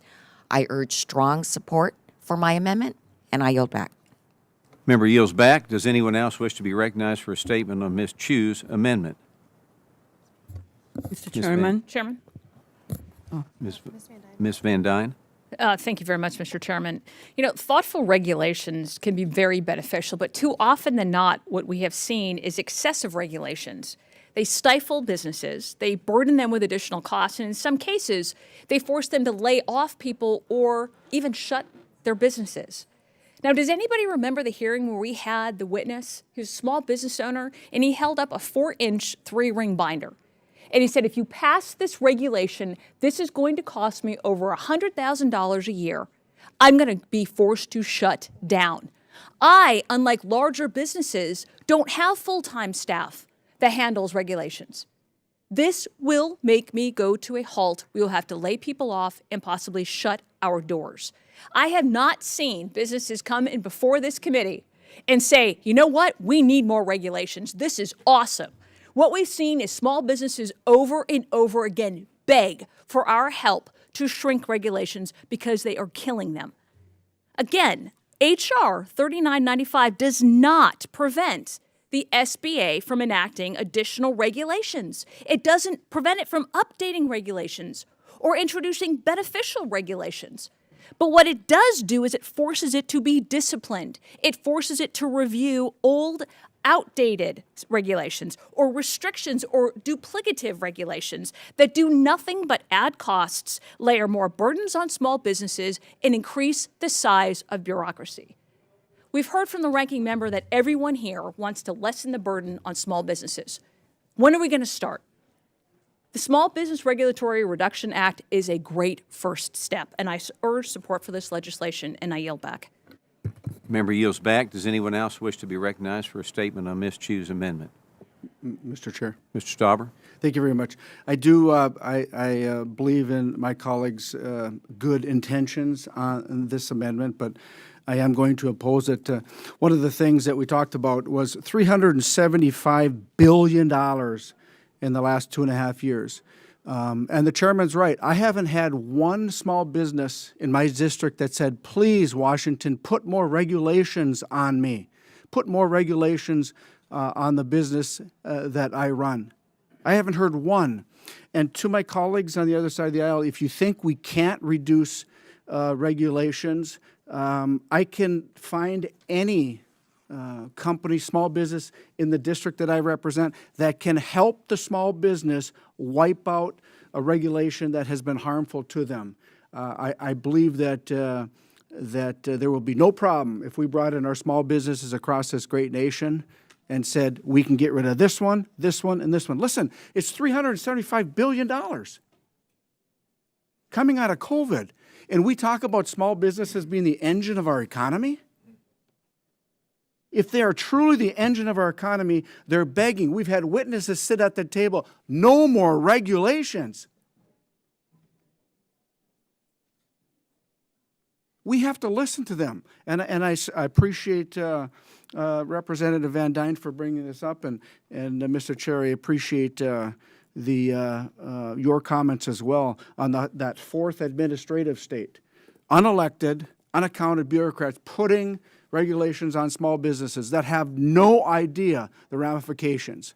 They think it might be a good idea in the back rooms here in Washington, D.C., but when you get out to the small businessmen and women in this country, they're saying enough is enough. Stop the regulations. This is a very common sense piece of legislation, and I yield back. Member yields back. Does anyone else wish to be recognized for a statement on Ms. Chu's amendment? Mr. Chairman. Okay, I serve the ranking member. Thank you, Mr. Chairman. I've been asked, when are we going to start reducing regulations? We will start when we have a thoughtful approach that looks at both sides of the ledger, benefits and costs. It's just that simple. And, you know, this is clearly a messaging bill, but the bottom line is it's unworkable as drafted. Let's take, for example, the transitioning of VA to SBA, the veteran certification from VA to SBA. There are rules and regulations to make it effective. We shouldn't be hindering SBA efforts to provide more oversight to the contracting programs or make them stronger. I support the amendment being offered by my colleague, Ms. Chu, and I urge my colleagues to do the same. I yield back. Ranking member yields back. I now recognize myself to speak against this amendment. I oppose this amendment on the same grounds as the previous amendment relating to veteran-owned small businesses. You cannot regulate economic growth. You can only hamper it. The Biden administration's disastrous regulatory agenda has left plenty of regulations on the table to be repealed if there is one new costly regulation that you truly believe is necessary. I oppose this amendment and once again urge all my colleagues to do something that will actually help our nation's job creators and reduce the number of regulations that they must comply with. So the question is now on the amendment number 4 to H.R. 3995 offered by Ms. Chu. All those in favor say aye. Aye. All those opposed say no. In the opinion of the chair, the ayes have, or the noes have it, and the amendment is not Mr. Chairman, I would like to request a roll call vote. A recorded vote has been requested, and a roll call vote is ordered pursuant to Committee Rule 13 and House Rule 11. Further proceedings on the bill are postponed. Does anyone else wish to offer an amendment?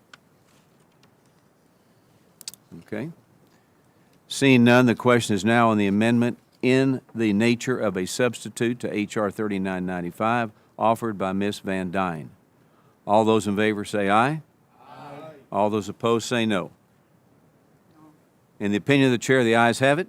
The amendment in the nature of the substitute to H.R. 3995 offered by Ms. Van Dyne is agreed to. I would like to request a roll call Okay. vote. A recorded vote has been requested and a roll call vote is ordered pursuant to Committee Rule 13 and House Rule 11. Further proceedings on the amendment are postponed. The question is now on favorably reporting H.R. 3995 as amended to the House. All those in favor say aye. All those opposed say no. In the opinion of the chair, the ayes have it. H.R. 3995 as amended. Mr. Chairman, I would like to request a roll call vote. A recorded vote has been requested and a roll call vote is ordered. Pursuant to Committee Rule 13 and House Rule 11, further proceedings on the bill are postponed. The committee now stands in recess subject to the call of the chair. We will resume later today at 11:45.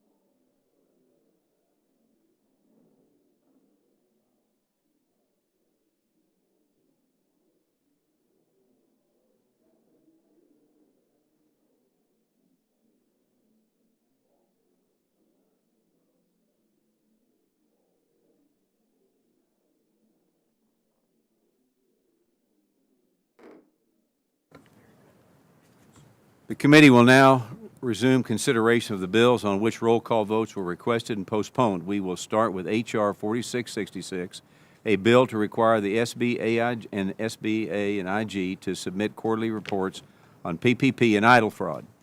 The question now is adopting H.R. 4666 and ordering it favorably to the House. The clerk will call the roll.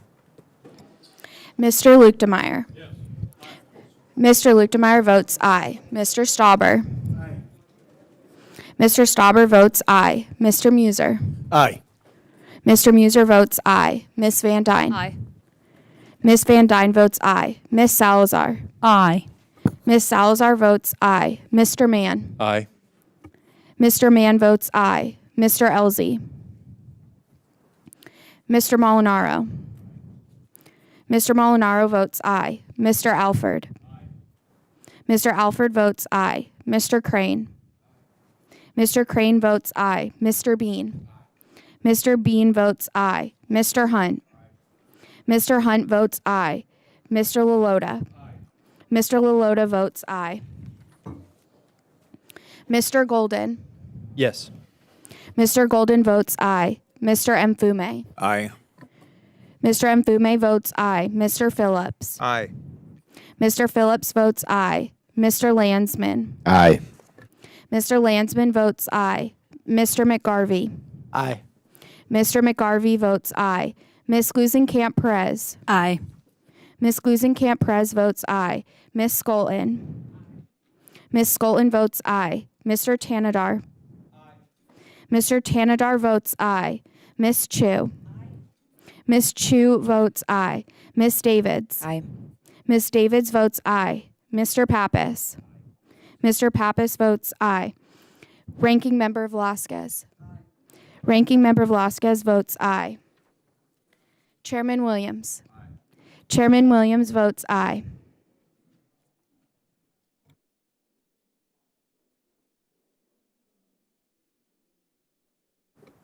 Mr. Elzey? Aye. Mr. Elzey votes aye. All right, are there any other members who have not voted or wish to change their vote? If no, seeing none, the clerk will report.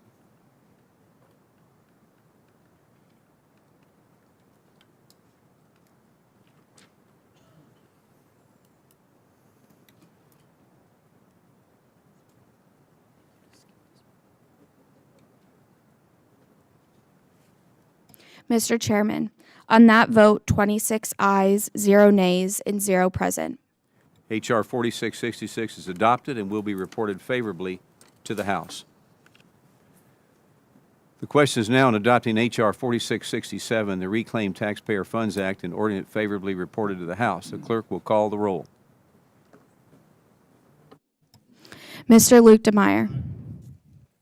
Mr. Lukemeyer votes aye. Mr. Stauber. Mr. Stauber votes aye. Mr. Muser. Mr. Muser votes aye. Ms. Van Dyne. Ms. Van Dyne votes aye. Ms. Salazar. Aye. Ms. Salazar votes aye. Mr. Mann. Mr. Mann votes aye. Mr. Elzey. Aye. Mr. Elzey votes aye. Mr. Molinaro. Mr. Molinaro votes aye. Mr. Alford. Mr. Alford votes aye. Mr. Crane. Mr. Crane votes aye. Mr. Bean. Mr. Bean votes aye. Mr. Hunt. Mr. Hunt votes aye. Mr. Lalota. Mr. Lalota votes aye. Mr. Golden. Yes. Mr. Golden votes aye. Mr. Mfume. Aye. Mr. Mfume votes aye. Mr. Landsman. Aye. And aye. Mr. Phillips. Aye. Mr. Phillips votes aye, and Mr. Landsman votes aye. Mr. McGarvey. Aye. Mr. McGarvey votes aye. Ms. Glusenkamp Perez. Aye. Ms. Glusenkamp Perez votes aye. Ms. Skolton.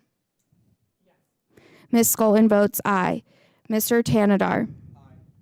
Mr. Tanadar votes aye. Ms. Chu. Ms. Chu votes aye.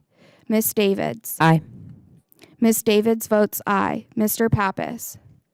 Mr. Pappas votes aye. Ranking Member Velasquez. Ranking Member Velasquez votes aye. Mr. Chairman Williams. Chairman Williams votes aye. Are there any other members who have not voted or wish to change their vote? Seeing none, the clerk will report.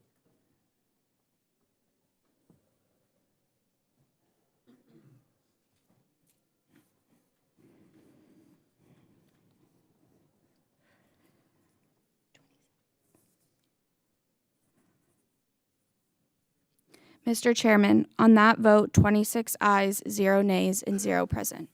H.R. 4667 is adopted and will be reported favorably to the House. The question now is adopting H.R. 4480, the SERVE Act, and ordering it favorably reported to the House. The clerk will call the roll. Mr. Luke DeMeyer. Aye. Mr. Luke DeMeyer votes aye. Mr. Stauber. Aye. Mr. Stauber votes aye. Mr. Muser. Mr. Muser votes aye. Miss Van Dyne. Miss Van Dyne votes aye. Miss Salazar. Aye. Miss Salazar votes aye. Mr. Mann. Aye. Mr. Mann votes aye. Mr. Elzey. Aye. Mr. Elzey votes aye. Mr. Molinaro. Mr. Molinaro votes aye. Mr. Alford. Mr. Alford votes aye. Mr. Crane. Mr. Crane votes aye. Mr. Bean. Mr. Bean votes aye. Mr. Hunt. Mr. Hunt votes aye. Mr. Lalota. Mr. Lalota votes aye. Mr. Golden. Yes. Mr. Golden votes aye. Mr. Mfume. Aye. Mr. Mfume votes aye. Mr. Phillips. Aye. Mr. Phillips votes aye. Mr. Landsman. Yes. Mr. Landsman votes aye. Mr. McGarvey. Aye. Mr. McGarvey votes aye. Miss Glusenkamp-Perez. Miss Glusenkamp-Perez votes aye. Miss Skolton. Miss Skolton votes aye. Mr. Tanadar. Mr. Tanadar votes aye. Miss Chu. Miss Chu votes aye. Miss Davids. Aye. Miss Davids votes aye. Mr. Pappas. Mr. Pappas votes aye. Ranking Member Velasquez. Ranking Member Velasquez votes aye. Chairman Williams. Aye.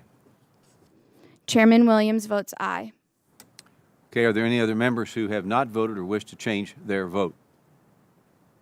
Seeing none, the clerk will report.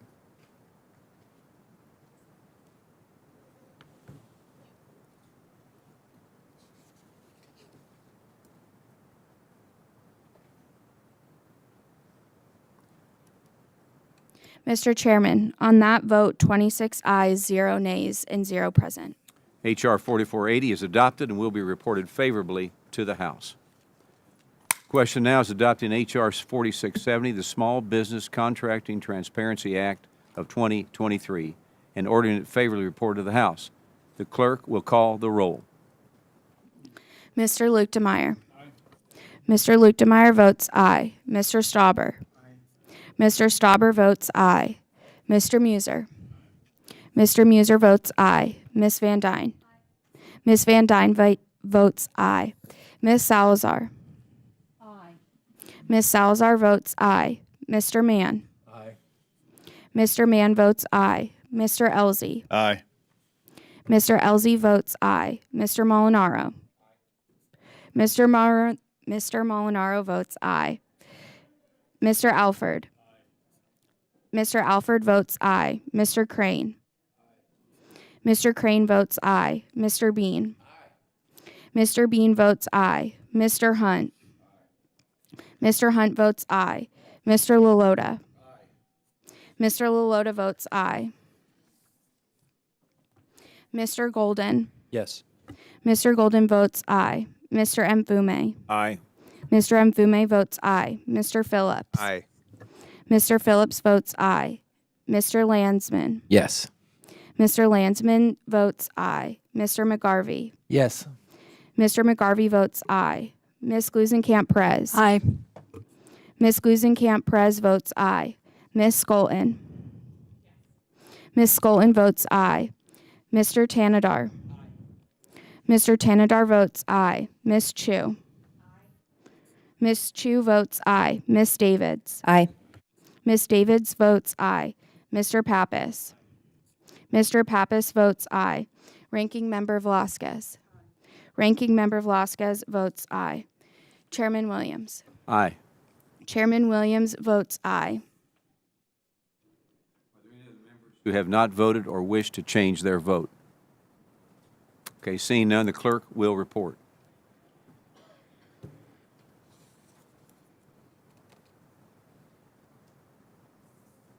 Mr. Chairman, on that vote, 26 ayes, 0 nays, and 0 present.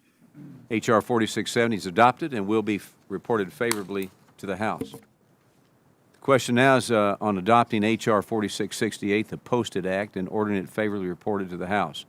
The clerk will call the roll. Mr. Luke DeMeyer. Aye. Mr. Luke DeMeyer votes aye. Mr. Stauber. Aye. Mr. Stauber votes aye. Mr. Muser.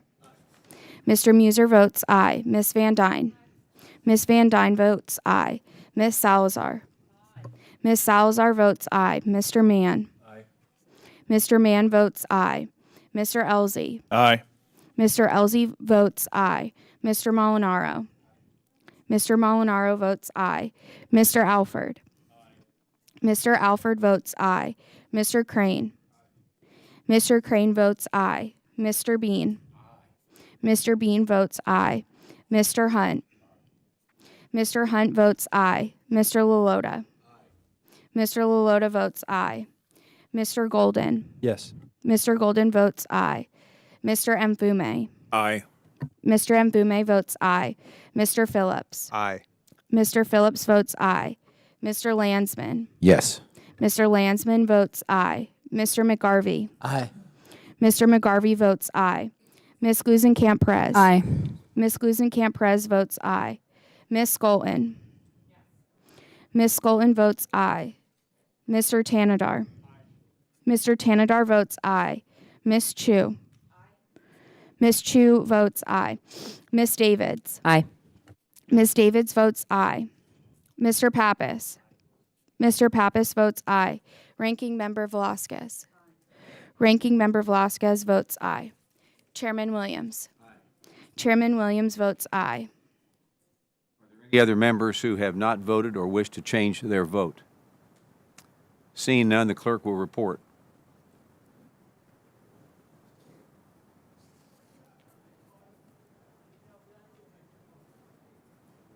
Mr. Chairman, on that vote, 26 ayes, 0 nays, and 0 present. H.R. 4668 is adopted and will be reported favorably to the House.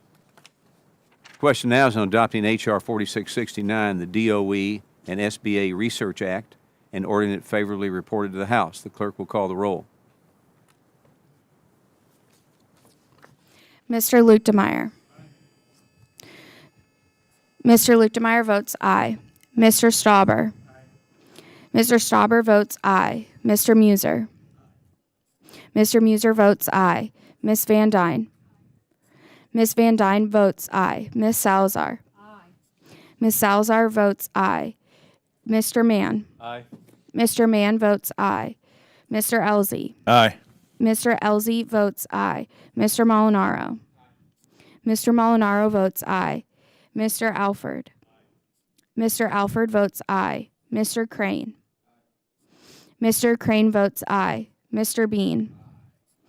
Mr. Bean votes aye. Mr. Hunt. Mr. Hunt votes aye. Mr. Lalota. Mr. Lalota votes aye. Mr. Golden. Yes. Mr. Golden votes aye. Mr. Mfume. Mr. Mfume votes aye. Mr. Landsman. Sorry. Mr. Phillips. Aye. Mr. Phillips votes aye. Mr. Landsman. Aye. Mr. Landsman votes aye. Mr. McGarvey. Aye. Mr. McGarvey votes aye. Ms. Glusenkamp-Perez. Aye. Ms. Glusenkamp-Perez votes aye. Ms. Skolton. Ms. Skolton votes aye. Mr. Tanadar. Mr. Tanadar votes aye. Ms. Chu. Ms. Chu votes aye. Ms. Davids. Aye. Ms. Davids votes aye. Mr. Pappas. Mr. Pappas votes aye. Ranking Member Velasquez. Ranking Member Velasquez votes aye. Chairman Williams. Aye. Chairman Williams votes aye. Are there any other members who have not voted or wish to change their vote? Seeing none, the clerk will report.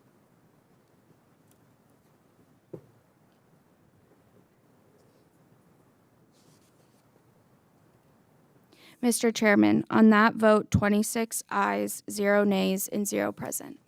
H.R. 4669 is adopted and will be reported favorably to the House.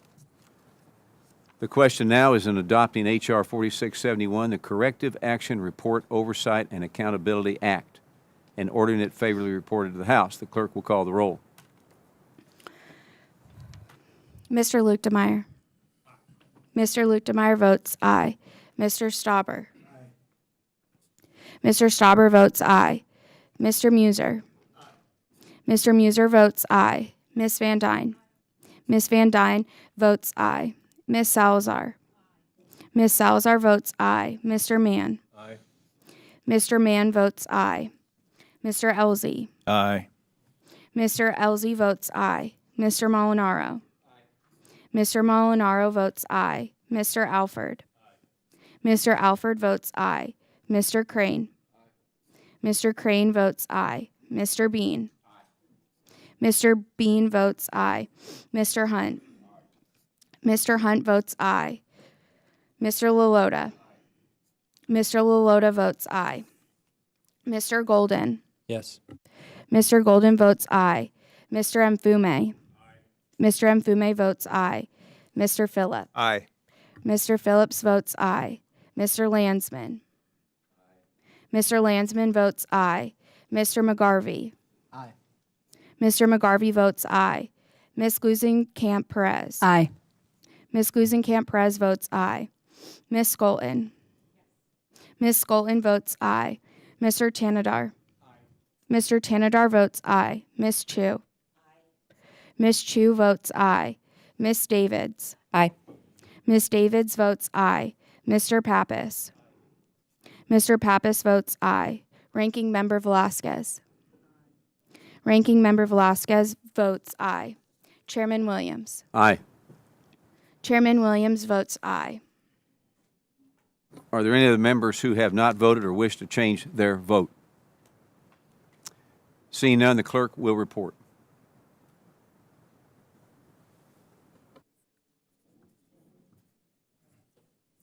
Mr. Chairman, on that vote, 26 ayes, 0 nays, and 0 present. H.R. 4671 is adopted and will be reported favorably to the House. The question now is on Velasquez Amendment Number 1, Version 2, to H.R. 3995. The clerk will call the roll. Mr. Luke DeMeyer. Mr. Luke DeMeyer votes nay. Mr. Stauber. Mr. Stauber votes nay. Mr. Muser. Mr. Muser votes nay. Ms. Van Dyne. Ms. Van Dyne votes nay. Ms. Salazar. No. Ms. Salazar votes nay. Mr. Mann. No. Mr. Mann votes nay. Mr. Elzey. No. Mr. Elzey votes nay. Mr. Molinaro. Mr. Molinaro votes no. Mr. Alford. Mr. Alford votes nay. Mr. Crane. Mr. Crane votes nay. Mr. Bean. Mr. Bean votes nay. Mr. Hunt. Mr. Hunt votes nay. Mr. Lalota. Mr. Lalota votes nay. Mr. Golden. Yes. Mr. Golden votes aye. Mr. Mfume. Aye. Mr. Mfume votes aye. Mr. Phillips. Aye. Mr. Phillips votes aye. Mr. Landsman. Aye. Mr. Landsman votes aye. Mr. McGarvey. Aye. Mr. McGarvey votes aye. Ms. Glusenkamp Perez. Aye. Ms. Glusenkamp Perez votes aye. Ms. Skolton. Ms. Skolton votes aye. Mr. Tanadar. Mr. Tanadar votes aye. Ms. Chu? Ms. Chu votes aye. Ms. Davids? Aye. Ms. Davids votes aye. Mr. Pappas? Mr. Pappas votes aye. Ranking Member Velasquez? Ranking Member Velasquez votes aye. Chairman Williams? Nay. Chairman Williams votes nay. Are there any other members who have not voted or wish to change their vote? If no, seeing none, the clerk will report.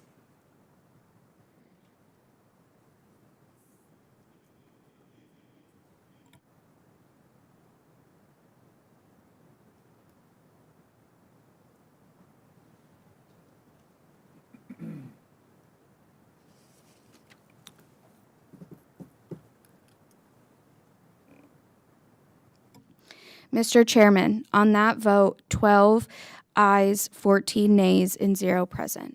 Okay. Velasquez Amendment Number 1, Version 2 to H.R. 3995 is not agreed to. The question now is on Phillips Amendment Number 1, Version 1 to H.R. 3995. The clerk will call the roll.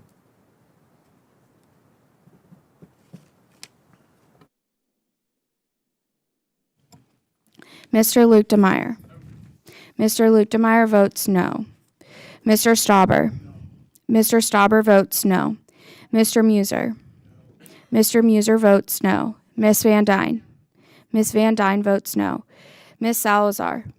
Ms. Salazar votes no. Mr. Mann. Mr. Mann votes no. Mr. Elzey. Mr. Elzey votes no. Mr. Molinaro. Mr. Molinaro votes no. Mr. Alford. Mr. Alford votes no. Mr. Crane. Mr. Crane votes no. Mr. Bean. Mr. Bean votes no. Mr. Hunt. Mr. Hunt votes no. Mr. Lalota. Mr. Lalota votes no. Mr. Golden. Yes. Mr. Golden votes aye. Mr. Mfume. Aye. Mr. Mfume votes aye. Mr. Phillips. Aye. Mr. Phillips votes aye. Mr. Landsman. Mr. Landsman votes aye. Mr. McGarvey. Mr. McGarvey votes aye. Ms. Guzenkamp-Perez. Ms. Guzenkamp-Perez votes aye. Ms. Skolton. Ms. Skolton votes aye. Mr. Tanadar. Mr. Tanadar votes aye. Ms. Chu. Ms. Chu votes aye. Ms. Davids. Aye. Ms. Davids votes aye. Mr. Pappas. Mr. Pappas votes aye. Ranking Member Velasquez. Ranking Member Velasquez votes aye. Chairman Williams. No. Chairman Williams votes no. Are there any other members who have not voted or wish to change their vote? Seeing none, the clerk will report.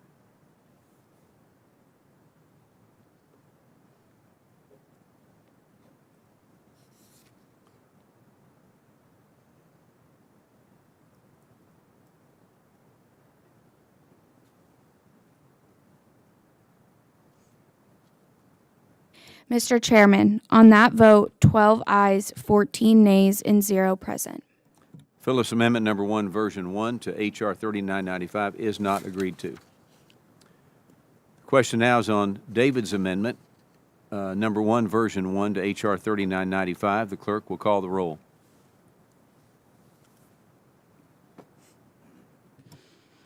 Mr. Luke DeMeyer. Mr. Luke DeMeyer votes no. Mr. Stauber. Mr. Stauber votes no. Mr. Muser. Mr. Muser votes no. Ms. Van Dyne. Ms. Van Dyne votes no. Ms. Salazar. Ms. Salazar votes no. Mr. Mann. No. Mr. Mann votes no. Mr. Elzey. No. Mr. Molinaro. Mr. Molinaro votes no. Mr. Alford. Mr. Alford votes no. Mr. Crane. Mr. Crane votes no. Mr. Bean. Mr. Bean votes no. Mr. Hunt. Mr. Hunt votes no. Mr. Lalota. Mr. Lalota votes no. Mr. Golden. Yes. Mr. Golden votes aye. Mr. Mfume. Aye. Mr. Mfume votes aye. Mr. Phillips. Aye. Mr. Phillips votes aye. Mr. Landsman. Aye. Mr. Landsman votes aye. Mr. McGarvey. Aye. Mr. McGarvey votes aye. Ms. Gluesenkamp-Perez. Ms. Gluesenkamp-Perez votes aye. Ms. Skolton. Ms. Skolton votes aye. Mr. Tanadar. Mr. Tanadar votes aye. Ms. Chu. Ms. Chu votes aye. Ms. Davids. Aye. Ms. Davids votes aye. Mr. Pappas. Mr. Pappas votes aye. Ranking Member Velasquez. Ranking Member Velasquez votes aye. Chairman Williams. No. Chairman Williams votes no. Are there any of the members who have not voted or wish to change their vote? Seeing none, the clerk will report.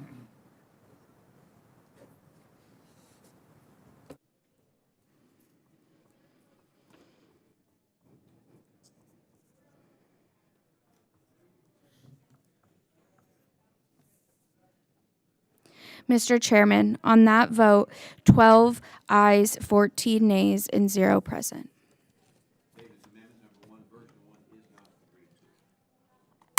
Question now is on the Chu Amendment Number 1, Version 1 through H.R. 3995. The clerk will call the roll. Mr. Luke DeMeyer. Mr. Luke DeMeyer votes no. Mr. Stauber. Mr. Stauber votes no. Mr. Muser. Mr. Muser votes no. Ms. Van Dyne. Ms. Van Dyne votes no. Ms. Salazar.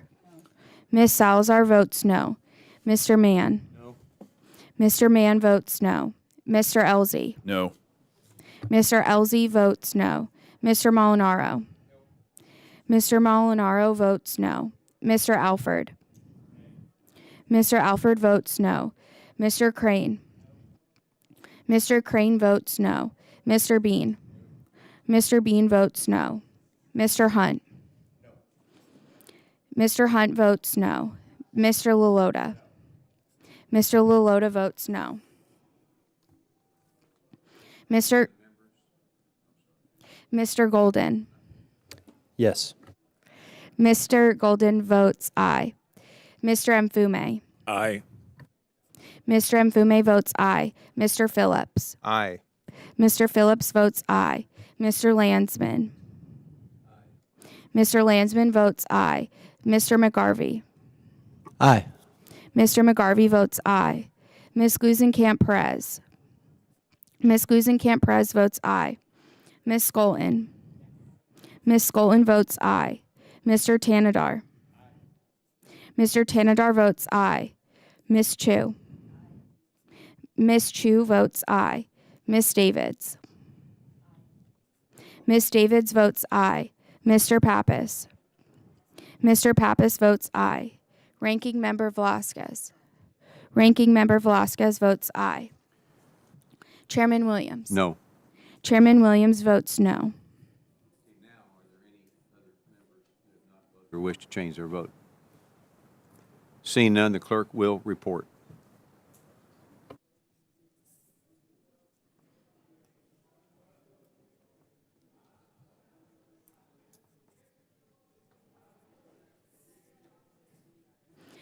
Mr. Chairman, on that vote, 12 ayes, 14 nays, and 0 present.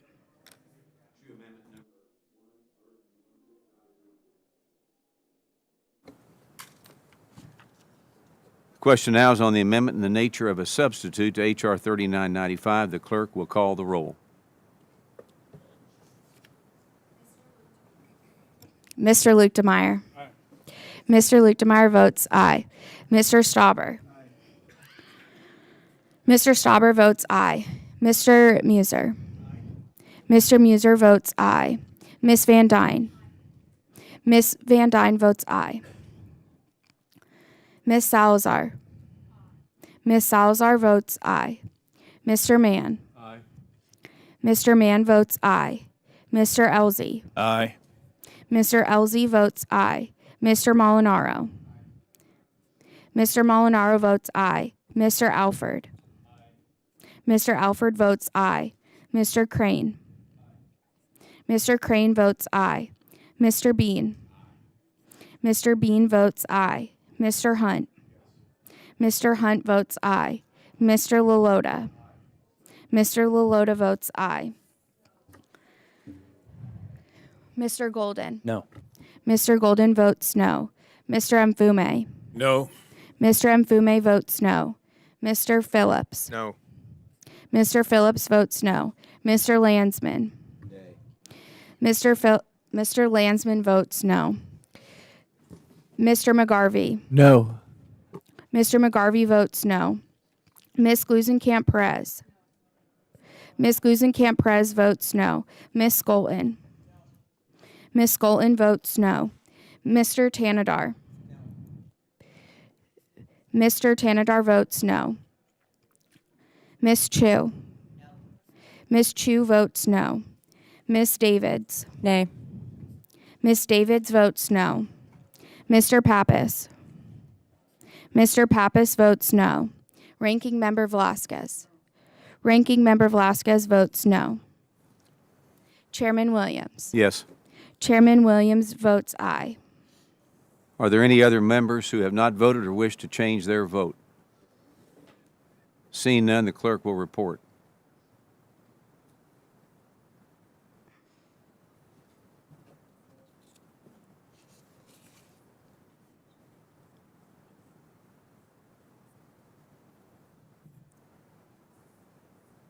Mr. Chairman, on that vote, 14 ayes, 12 nays, and 0 present.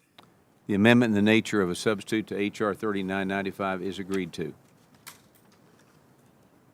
question now is on adopting H.R. 3995, the Small Business Regulatory Reduction Act, as amended and ordering it favorably to the House.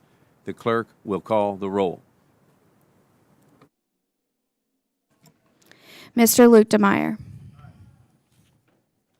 Mr. Lutemeyer votes aye. Mr. Stauber. Mr. Stauber votes aye. Mr. Muser. Mr. Muser votes aye. Ms. Van Dyne. Ms. Van Dyne votes aye. Ms. Salazar.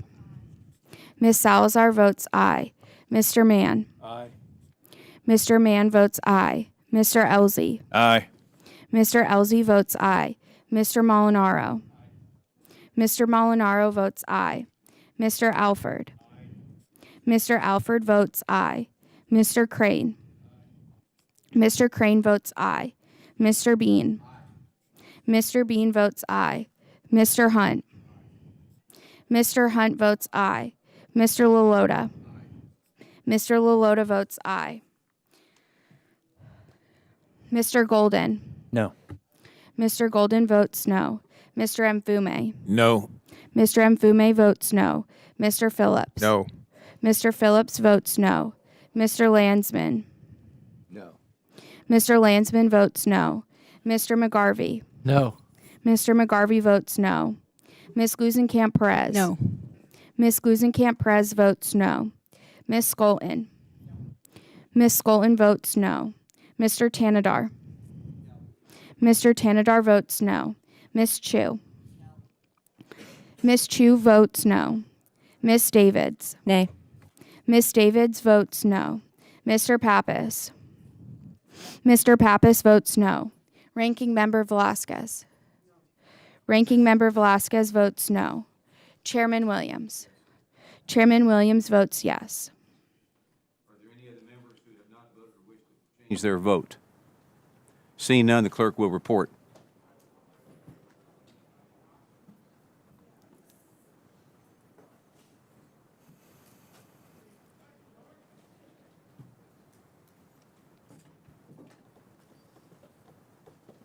Mr. Chairman, on that vote, 14 ayes, 12 nays, and 0 present. H.R. 3995, as amended, is adopted and will be reported favorably to the House. Without objection, committee staff is authorized to make technical and conforming changes, and members have 2 business days to file additional supplemental dissenting and minority views. I want to thank all of you for being here today. I think it's been a good hearing, and we often show that we agree on more than we don't. If there is no further business, this concludes today's markup. Without objection, the committee stands adjourned.